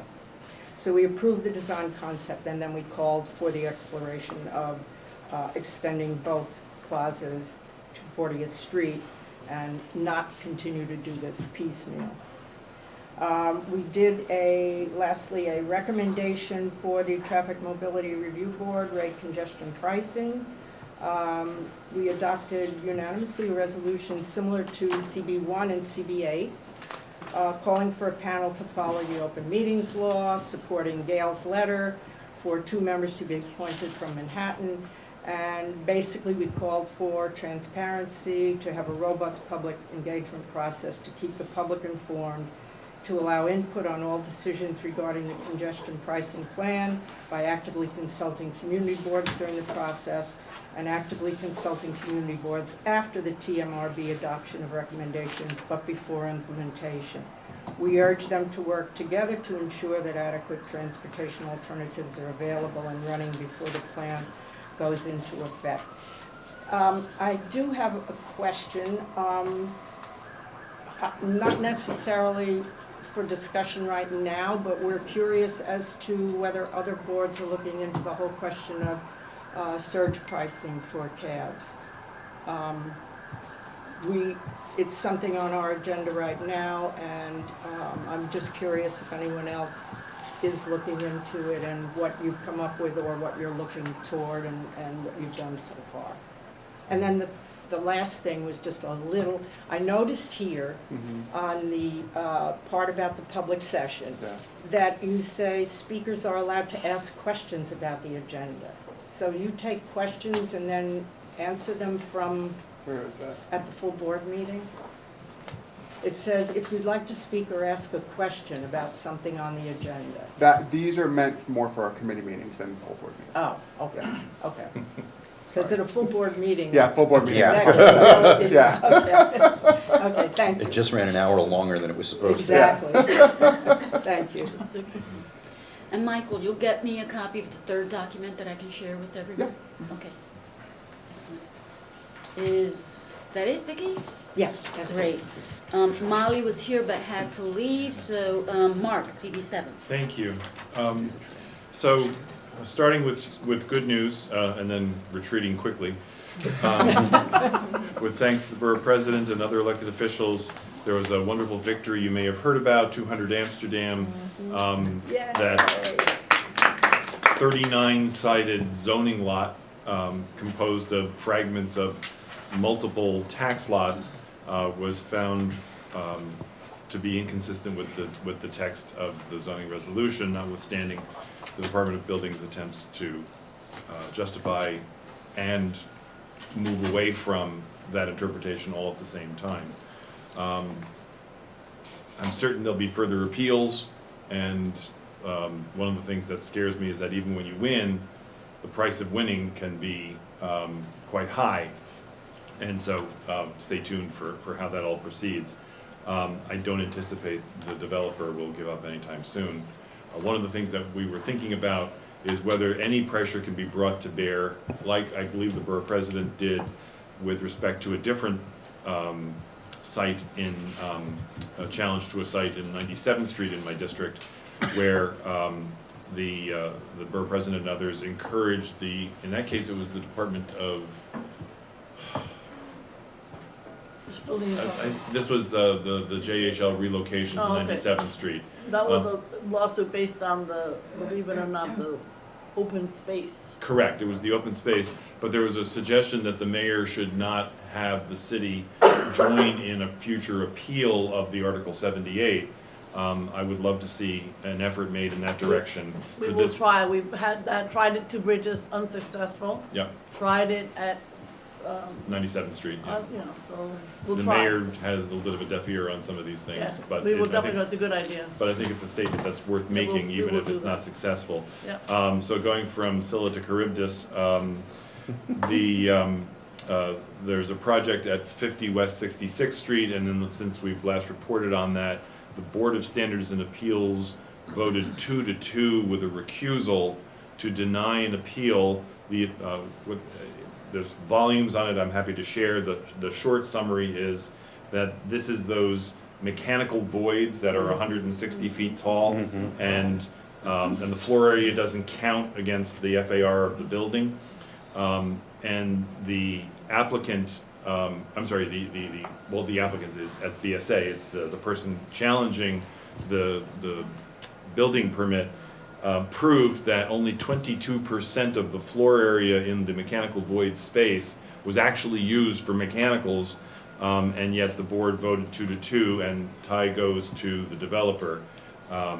So that is proceeding, and we'll wait and see if there's an Article 78 on that. I've already talked to you about Medicaid and the Transportation Mobility Review Board. It sounds like some of you are actually ahead of us on that, so that's great. The School Diversity Advisory Group convened by the mayor with some interesting and some controversial recommendations. The most controversial, it seems, of which is the proposal to eliminate gifted and talented programs throughout the city of New York and replace them with enriched curriculum to be determined. Will be the subject of a discussion at our Youth Education and Libraries Committee meeting tonight with 2 of the members of the SDAG in presence. I suspect this is a conversation that's going to have to be had throughout the city, and we are taking it up both at the community board in part as a parallel to the Community Education Council, which has a year-long process working on this. not to compete with them, but simply we represent different constituencies and want to make sure everybody gets heard.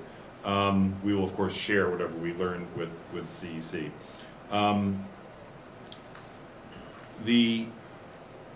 There was in the area of vacant storefronts, which I think affect a lot of us, there was a grassroots group that convened a town hall in December, having to do, called the Upper West Side Save Our Stores Group, or SOS.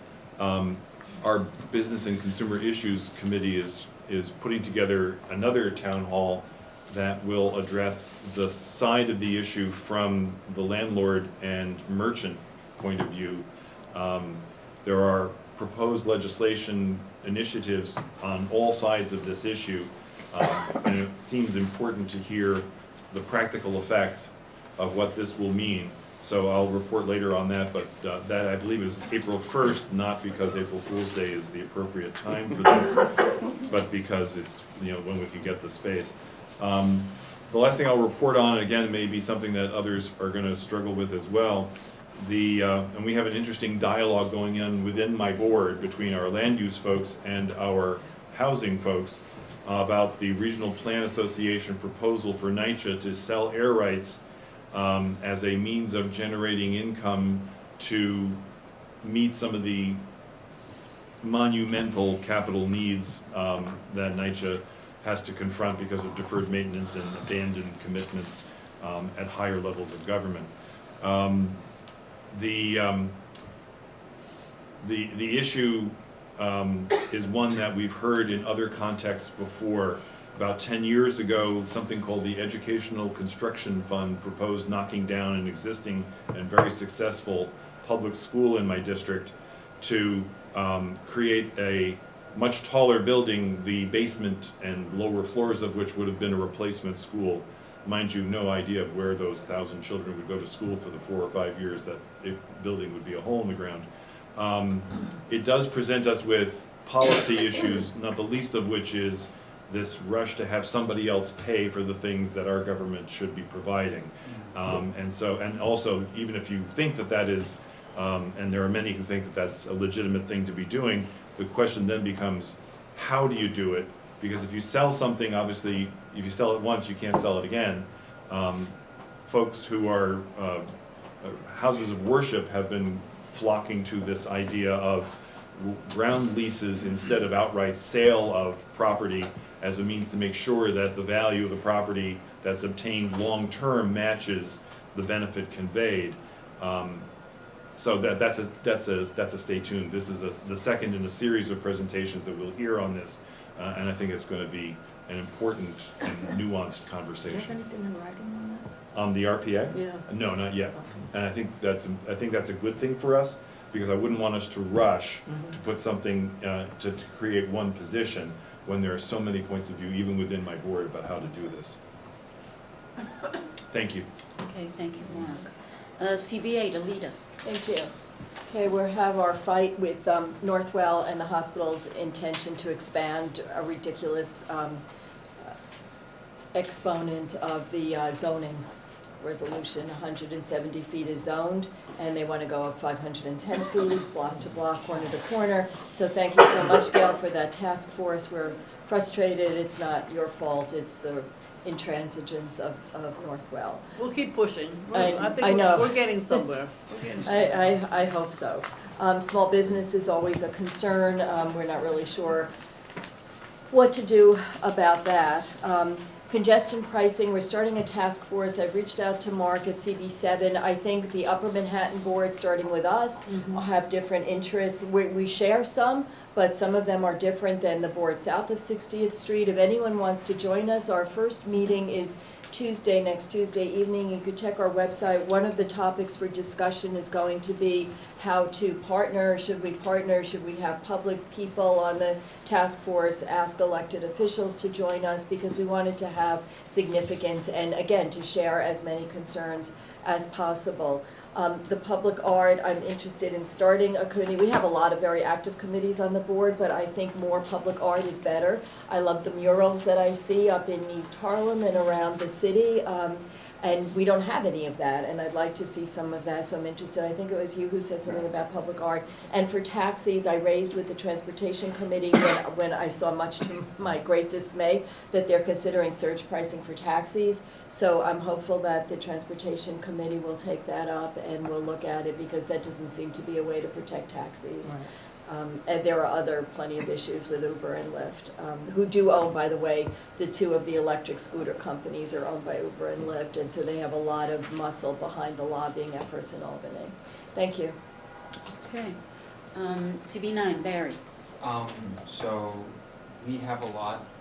As I mentioned, we passed a budget resolution on the state budget, and actually I forgot that we had specific paperwork on the revenue proposals contained in it, so I'll just circulate that. We also continue to grapple with the question of, and the aftermath of the homicide in Morningside Park in December of Tessa Majors. There was a town hall held in conjunction with CB10, in CB10, and I want to thank Tina Moore, in particular from the Manhattan Borough President's Office, for really helping coordinate that. That was fantastic. One of the takeaways from that was a desire to see schools track whether or not their students are enrolled in or engaged in after-school activities, whether or not they're provided by the school, and with that kind of corresponding interchange or repository of programs available to students. We think that would help schools better identify which students may be at need of more intervention in terms of encouragement or opportunities to engage in some activity after school, be it volunteering, enrichment, job, whatever it may be. Parks upgrades are also happening in the aftermath of that, so some of the things we have been asking the Parks Department for a long time, especially around lighting and DOT's intervention there, have been going on. We are also trying hard to preserve Morningside Park and St. Nicholas Park both as attractive areas for recreation and enjoyment, and not turn them into heavily policed militarized zones. We continue to engage with Columbia University on our community benefits agreement and whether or not they're living up to their obligations therein.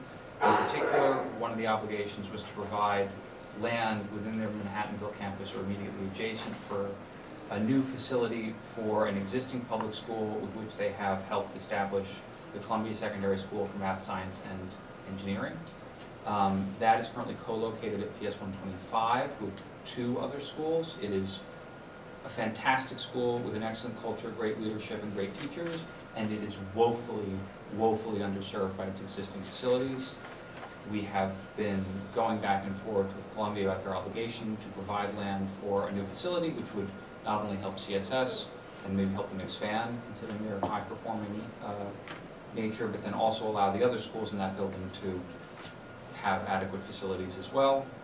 This is actually probably important to a variety of community boards, not just 9, because this is a magnet school for students in, I think, districts 4, 5, and 6 above 96th Street, so essentially all Manhattan above 96th Street. This is a magnet school for math and science for us that Community Board 9 negotiated as part of the Community Benefits Agreement. Similarly, the Morningside Heights rezoning, which is a very unique one, it's council-led, and so Mark Levine and City Council Speaker Corey Johnson have put money behind an EAS assessment of a rezoning plan that was initiated by the community and has been modified. We are now doing a dance with DCP to try to get them to not try to have the CPC kill it, and we're probably going to be engaging in broader public community outreach pre-Euler in the coming months, and that has actually grown from what we envisioned to include a small slice of CB7. We are also faced with additional methadone clinics attempting to open in our area. There is not, as far as we have found, any data to suggest that our residents are underserved by methadone clinics. Quite the contrary, Upper Manhattan is oversaturated with methadone clinics, and we believe that this is a fair share issue under the charter, and we will be asking the City Department of Health and Mental Hygiene in all likelihood to recommend to OASAS that these applicants not be licensed. And we will be working with our partners in the state government on that. We are also working with partners in state government on getting additional elevators along the 1 line. There are currently no elevators between 96th Street and 168th Street, which is all of CB9 on the 1 line. The MTA has slated only one station, 137th Street and Broadway, to have new elevators. We are pushing for elevators at the other stations, particularly 125th Street, which has a unique geographic feature in that it is an elevated line that goes over Manhattanville. And I would also like to congratulate CB7 on the 200 Amsterdam victory, and CB10, considering that the judge in that case was the former chair of CB10. Yes. So it helps to have the judge who knows something on the bench. And then we continue to be extensively involved in 12th Avenue. EDC did a number on our small businesses there by completely redesigning the street, removing parking. 12th Avenue is an industrial corridor by the highway with no natural pedestrian foot traffic. And the small businesses there that were doing well are now hemorrhaging money. And so we are trying to find ways to increase the availability of parking temporarily until the new Columbia Manhattanville campus extends all the way to 12th Avenue, at which point presumably pedestrian traffic will naturally increase. We have passed a resolution urging our state legislators to kill a proposed bill to dramatically regulate and change the structure under which HDFC cooperatives operate. This is a bill being proposed by State Assemblyman Epstein, and it received wild opposition at his town hall for it, and we, as the board which has the most HDFCs in Manhattan, are adamantly opposed to this.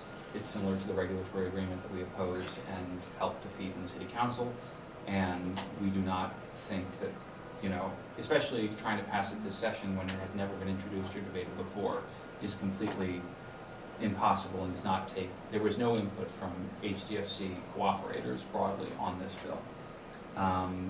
We are going to be holding outreach to the Manhattanville rehabs that are slated to undergo RAD conversion at NYCHA. This is a form of privatization where they will be turned over to third-party management and ownership of the structures while NYCHA leases the land. There have been spikes in evictions in other developments that have gone through RAD after the process is complete, and we want to make sure that doesn't happen. And we also want to make sure the scope of work for the rehabilitation of the buildings is comprehensive, and so they're not replacing ceilings while leaving leaks above the ceilings. Our Same Gender Loving LGBTQ Task Force will be having a town hall on March 26th in conjunction with City College of New York. And this is a task force that has been doing a lot of good inter-committee work for our board, and it's been very helpful. And additionally, the Child's Memorial Tabernacle Church, which was the church on Amsterdam 147th and 148th, where Malcolm X's funeral was held. It was formerly a synagogue and a theater. It was torn down, unfortunately. It was not landmarked, and it was bought by a developer who had a deal with the church to redevelop it and build them a new structure on the ground floor. They attempted to partner with the city to put in a homeless shelter for, they claim, homeless families, but it was all studio units, which made no sense to us. And we are working to instead get that with some SARA financing and intervention from HRA and HPD and the borough president to become 100% low-income senior. This is good news. Yes, 100% low-income senior housing with a hefty set-aside for formerly homeless seniors from the community. So that is, we feel that giving homeless people permanent housing is probably a better solution than just keeping them in shelters for a year and then kicking them out, which was the proposal for this one. So we view this as constructive engagement with the Department of Homeless Services. And we will also be fighting, once again this budget cycle, to urge the council not to fund the proposed third-party transfer ANCP programs, in which instead of the city rehabilitating buildings it owns, it transfers them to developers who then take out loans in the buildings and pay contractors to do the work, which somehow always winds up 10 to 20 times more expensive than the city doing the work itself, and the debt is left with the new HDFC cooperative that emerges. So that is a fight both on the policy level that we are pursuing through the council and through the budget, because we don't think the city should be wasting money like that. Okay, thank you. CB10. Hi, my name is Joshua Clennon. I'm the new elected treasurer of CB10, representing our chair, Cicely Harris. Some of the topics that we've been discussing, our health committee has been working on an e-cigarette and a resolution for a ban of e-cigarettes and menthol cigarettes. These products, especially menthol cigarettes, have historically been targeted in the African American community. So we've been discussing that and following the legislation in the city council. Our main point is following up on the criminal justice aspect of it, making sure that it's not just consumers being penalized or criminalized, that they're actually tackling the distributors and vendors of these products. We've also been meeting with representatives of Health and Hospital to discuss the new public health lab that'll be opening in Harlem Hospital. It'll be replacing the Women's Pavilion, which is currently vacant there. And the public health lab at Bellevue will be moving uptown. We've been talking, with representatives in the community about it. There's been a lot of misinformation spread. People are, concerned about the coronavirus and things of that nature, and possible, being a public health lab that's, studying different, contagious diseases and whatnot. People are concerned about this location being in Harlem. So, we've been just spreading awareness, information, so that people, know the benefits of having this location, the jobs that it'll bring into the community, the educational programs that will be available to our students. Our education committee has a lot of events planned. We have a educational resource fair that is for parents and young adults. We have over about 50 or more agencies at this event each year, giving parents, free resources from city agencies, community groups, organizations that they can use for, early childhood, additional tutoring for students, assistance, getting into specialized high schools, things of that nature that we do every year. In addition to that, we have our Celebrating High School Seniors event that'll be later in the year in June. And we're planning a basketball tournament in sometime in May that'll be honoring, Kobe Bryant, and also getting kids, actively engaged in something, getting them excited about, doing something every year after the basketball season. We've been following the Lenox Terrace development. Unfortunately, city planning voted 11-1 in favor of the rezoning, but we still consider it a victory because ONIC, they ended up removing the C62 zoning request from their application, which we were very concerned about how that would transform that area of central Harlem. And the additional traffic, et cetera, it would bring to that area, the stress on the local transit infrastructure. So we consider that a victory, and we're continuing to work with, the Tenant Association of Lenox Terrace as they move forward in the process. ONIC is still going to try to convince us that their rezoning is better than the Build of Right that they have, so we'll be monitoring that closely as it goes through the City Council. We're also hiring a community assistant to support our staff and constituent services. That's pretty much our number one thing, is addressing the concerns of our community. We have a district that has a lot of challenges, and people who are underserved and underrepresented, so it's very important to us. That also ties in with the census. We've been having a representative from the census at pretty much every one of our committee meetings, every one of our general board meetings, getting the information out, letting people know, what programs are out there, that they can, we had public libraries come to our meeting, and they have a slew of activities in our district that'll be, held on to engage people in doing the census, get them excited about it, and, spread all the information. We're also very concerned about Mart 125 in our district, which has been vacant for almost a decade now. There was the Department of Cultural Affairs had allocated funds to for an organization called Spaceworks to come in and build it out and provide subsidized space for musicians, etc.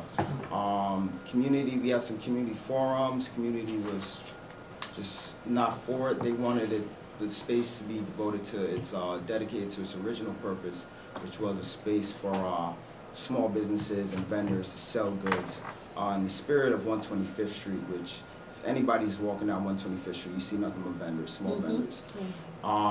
So we've been trying to reach out to EDC and the Department of Culture Affairs about that because they've been radio silent on it. We're hearing that they're going to reissue an RFP on that site, but we want to make sure that we continue to have community input on, you know, what that RFP is going to look like, and the different organizations, if, you know, who will be a part of, will be able to apply for that RFP. I know CB9 would love to help and support that in any way, because our Arts and Culture Committee has for You years. do not want to go even near this issue, I'll tell you that right now. I'm letting you know, you want to, Well, you know we're crazy. I know, but, Another thing, pick another location. piggybacking off what Barry mentioned about methadone clinics, we've actually had some community organizations who've compiled data on methadone clinics, specifically in our district. And there is a clear oversaturation of methadone clinics in central Harlem and upper Manhattan in general. We also have data that shows that we have people from all 5 boroughs, even Jersey, coming to Harlem for methadone clinic services. And statistics will show you that the further that a person has to travel to get these services, the likelihood of them relapsing is extremely high. So it really doesn't serve a purpose to have this concentration of methadone clinics in central Harlem. And it's also proliferating illicit sale of drugs as they, you know, drug dealers, they target these sites knowing that these people are likely to relapse, and they kind of set up shop around them. So these are things that we've been monitoring. We already have a moratorium on methadone clinics in Harlem, but it seems to not matter.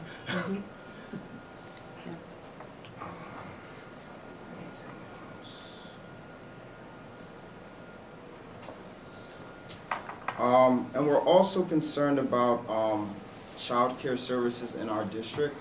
We've had a number of different organizations who've come to us basically stating that their leases are not being renewed just because they're not able to match it from the funding that they're getting from the city. So we're concerned about that in our district, maintaining child care services for our parents and working class people.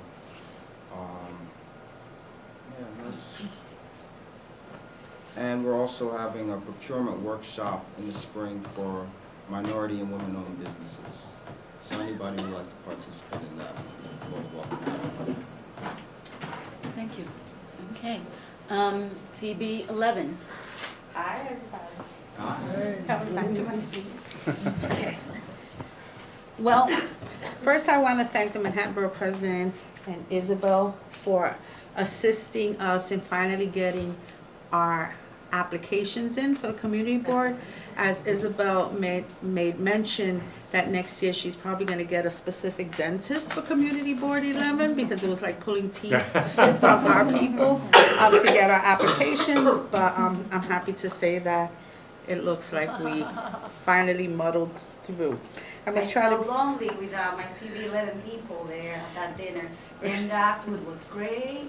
believe me, next time I'll just like crash. But anyway, so just because I know in the interest of time, Mount Sinai came in to do a presentation at our full board because there have been concerns about the emergency room, and so they came in to talk about what they're looking like to expand and construction because, you know, a couple of weeks ago they were in the news because of the care that was happening at the emergency room.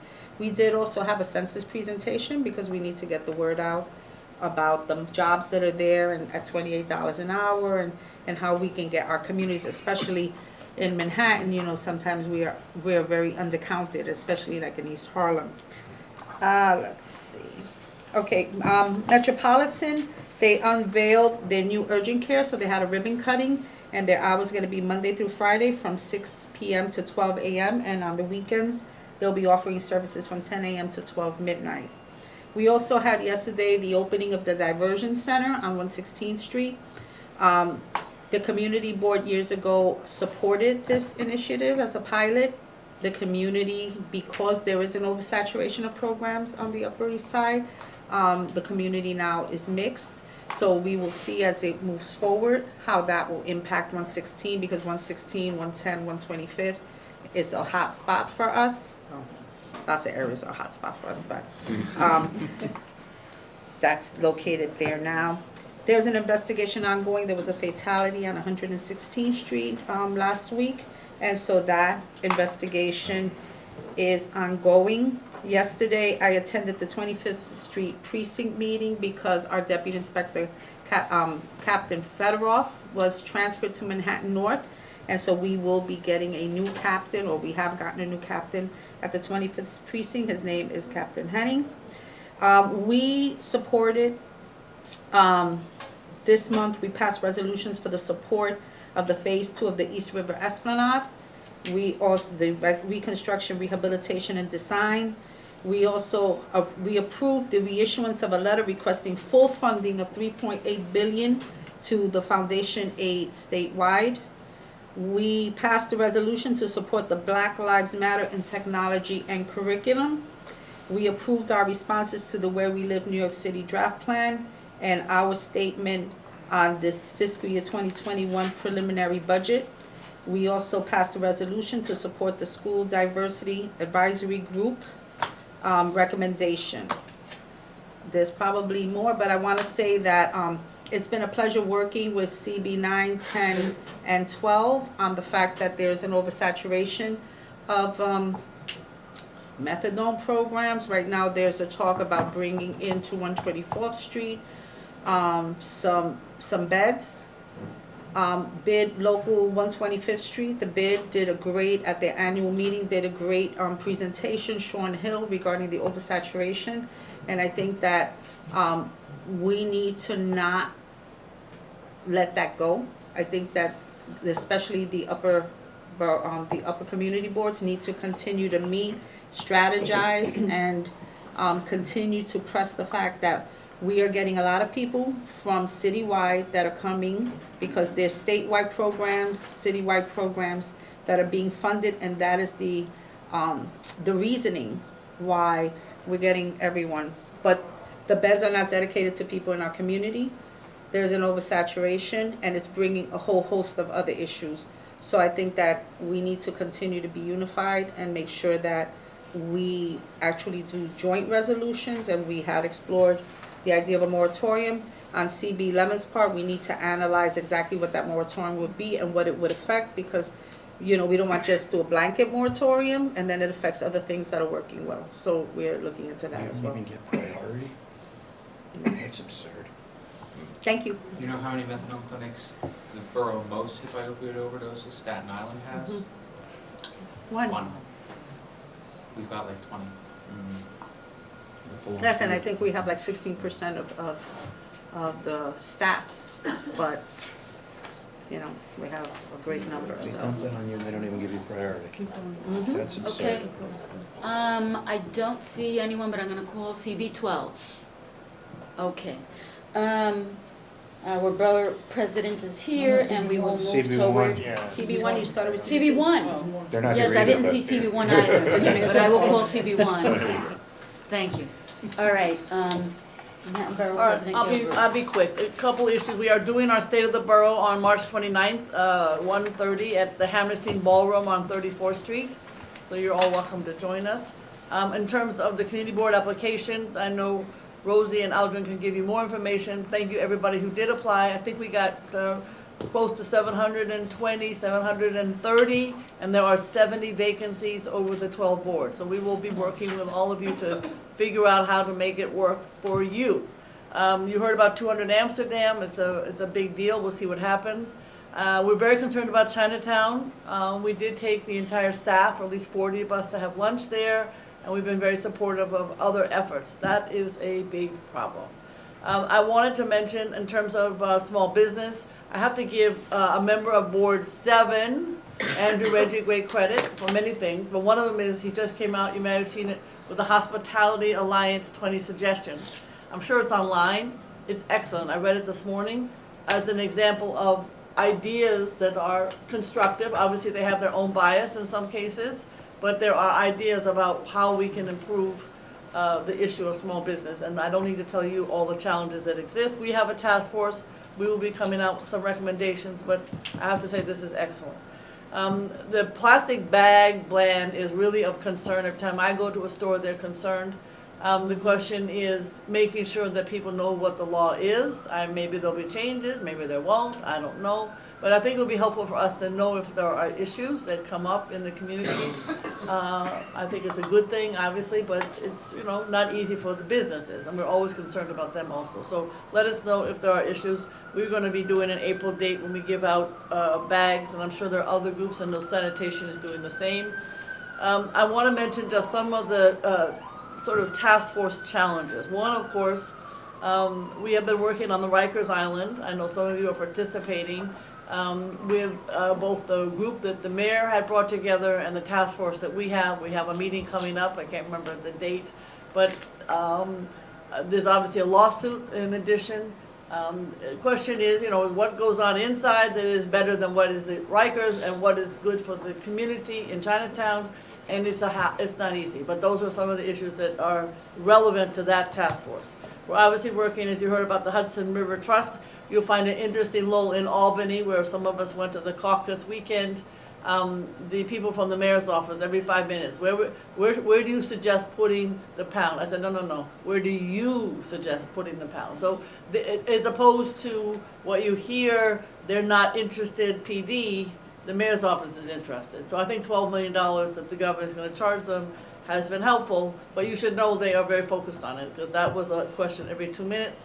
The RAD, NYCHA, the Fulton, Chelsea Elliott Task Force. You've got issues, of course, with Wise Towers and Board 7. This is a big issue, and we do have to pay a lot of attention. I am very concerned about it, I have to say.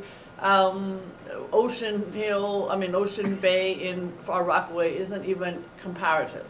We got, you know, $30 million condos. They have maybe a $200,000 house, maybe 150, maybe less next door. So we have a different situation. So I'm not going to get into it now, but the task force is, I've been at every meeting. I think I'm the only elected official that has shown up at every meeting on the Fulton, Chelsea, Elliott, to the credit of the chair of the Housing Authority and the deputy mayor. They've all been there, but we are not done with this discussion. Ground lease, air rights, and many other topics that are relevant to NYCHA. We've also been working on a Beth Israel task force, Lenox Hill, as you heard, ongoing East Midtown about what funding that will be coming from all the different buildings that are built there, and how do you have open space that's real. It's not so easy, but we're working on it.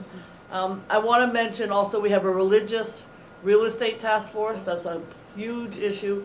How do you deal with the, particularly in Board 10 and other, the churches and the synagogues are being sold like so fast you can't even know that it's happening. So we're trying to work with the clergy and the mission and the affordable housing need, and et cetera, et cetera. Archdiocese, Episcopals, they're all selling. And how do we make something that's real, that's good for the community at the same time? The community is a very broad community. So just so you know, that's ongoing, and we're working hard on that with a facilitator. I want to mention too, just the issue of Medicaid. I know that came up. One small topic that I have to give Council Member Chin and I have been working on this for years.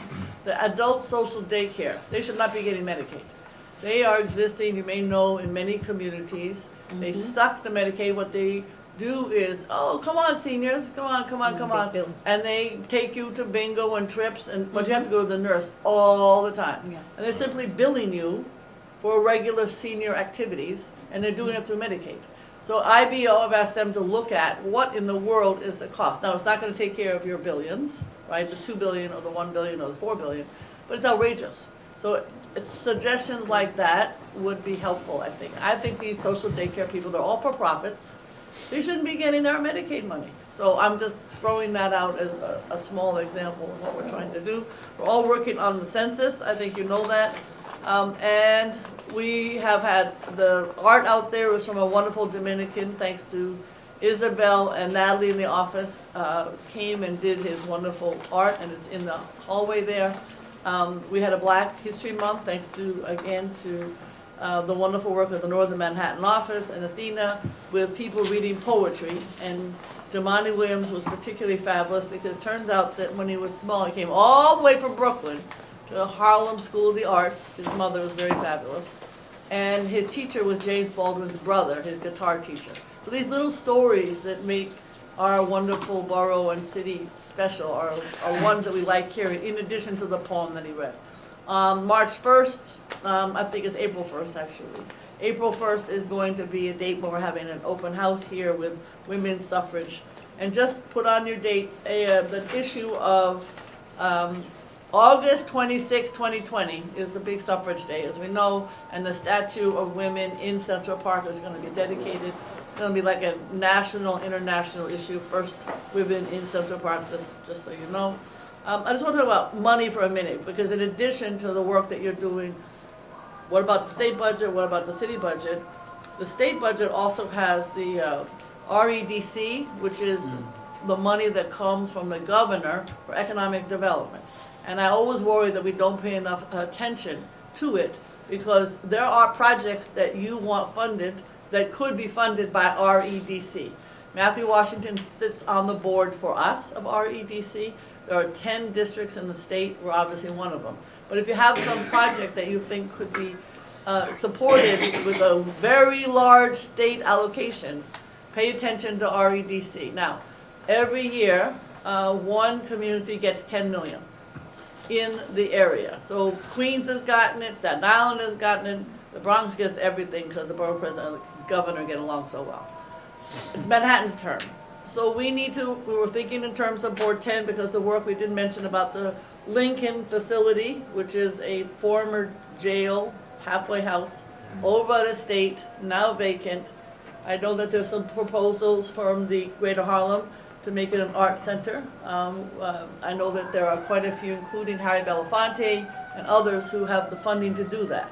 So that might be one possibility. Without getting into all the specifics, has to be in a low-income area, has to be art, economic development. It's a very specific $10 million challenge that we're going to be talking to. So I'm just telling you, I'm always looking for money because we need it so badly, every single neighborhood. We're all working on the census, I think I mentioned that. And finally, I love historians, I think you know that. Rob Snyder is the new historian for Manhattan. If you haven't met him, he's phenomenal. Have him come talk to your community board at any time because he's doing, I think that's on April 4th, and we'll be doing more. We did one reception. We are looking for everything from, the stickball historian from East Harlem to any other historian that knows his or her block. It doesn't have to be the greatest historian. It's the local person who then will be put, Dr. Rob Snyder is a former professor at Rutgers. He's written lots of books, one on Washington Heights, so somebody knows. And he will put together, in a year or so, all of the stories from our neighborhoods in a book. And it'll be something I think that will be treasured. So we need to have those stories come to light. People think that it's a big borough and it's got its, center of the world, but it's really little villages with everybody's story. So I just want to mention, if you have people like that, there's nothing they love more than going to talk to other neighborhood historians about their area. So just keep that in mind. Thank you very much. Construction jobs, that's the other thing. I'm getting so many complaints, particularly in Harlem, where there's development going on and there's not one person of color on that job. No surprise to anybody in this room. So we're going to be focused, we've been focusing on these years for years, but it never seems to change and never seems to go away. So it's another focus too. And then something fun. I happen to love Andy Byford. I was in tears. I'm still upset. I think a lot of people are upset. He's like a cult figure. He's literally a cult figure who made the trains run on time. So I know that the group of transportation advocates are working on a party for him that will be, all of us will let you know because he's our hero. Thank you. Thank you. Thank you. We're now moving on to reports from council members, and I see several reps here. Thank you.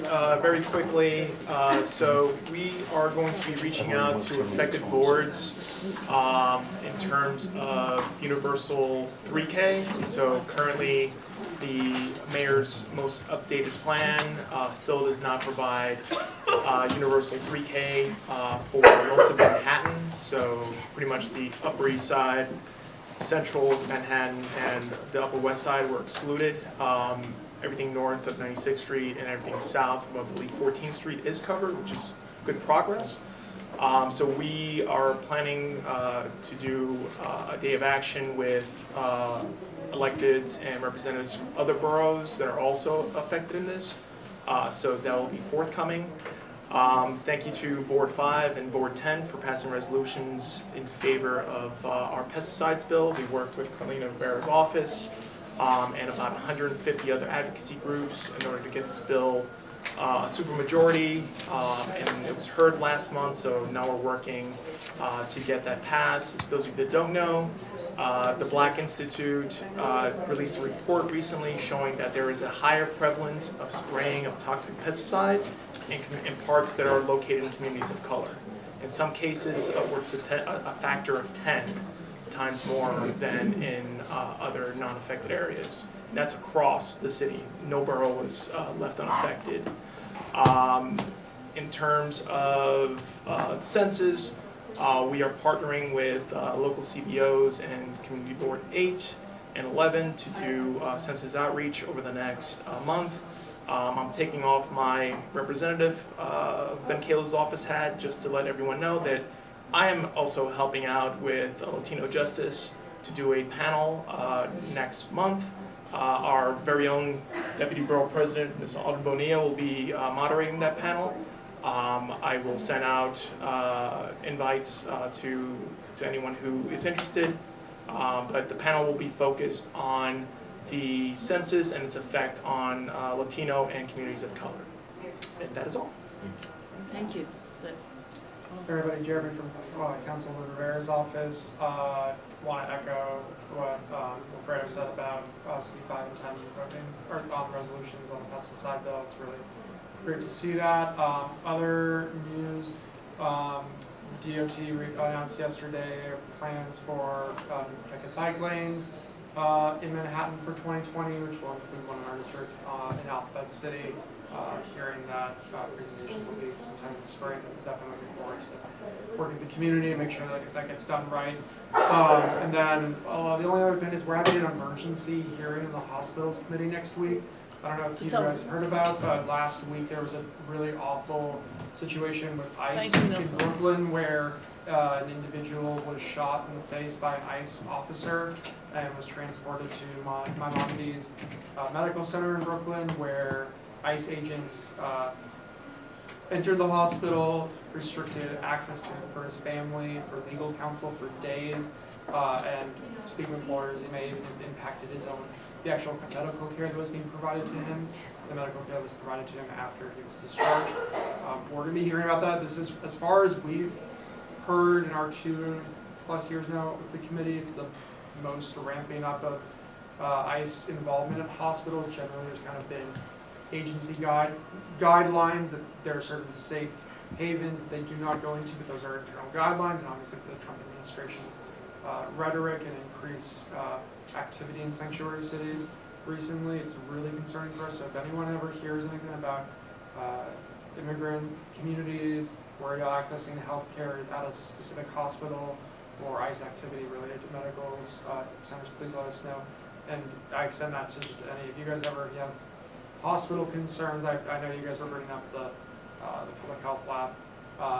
If you ever have any concerns, please let us know. We're in daily contact with H&H and a lot of the other hospital labs. Thank you.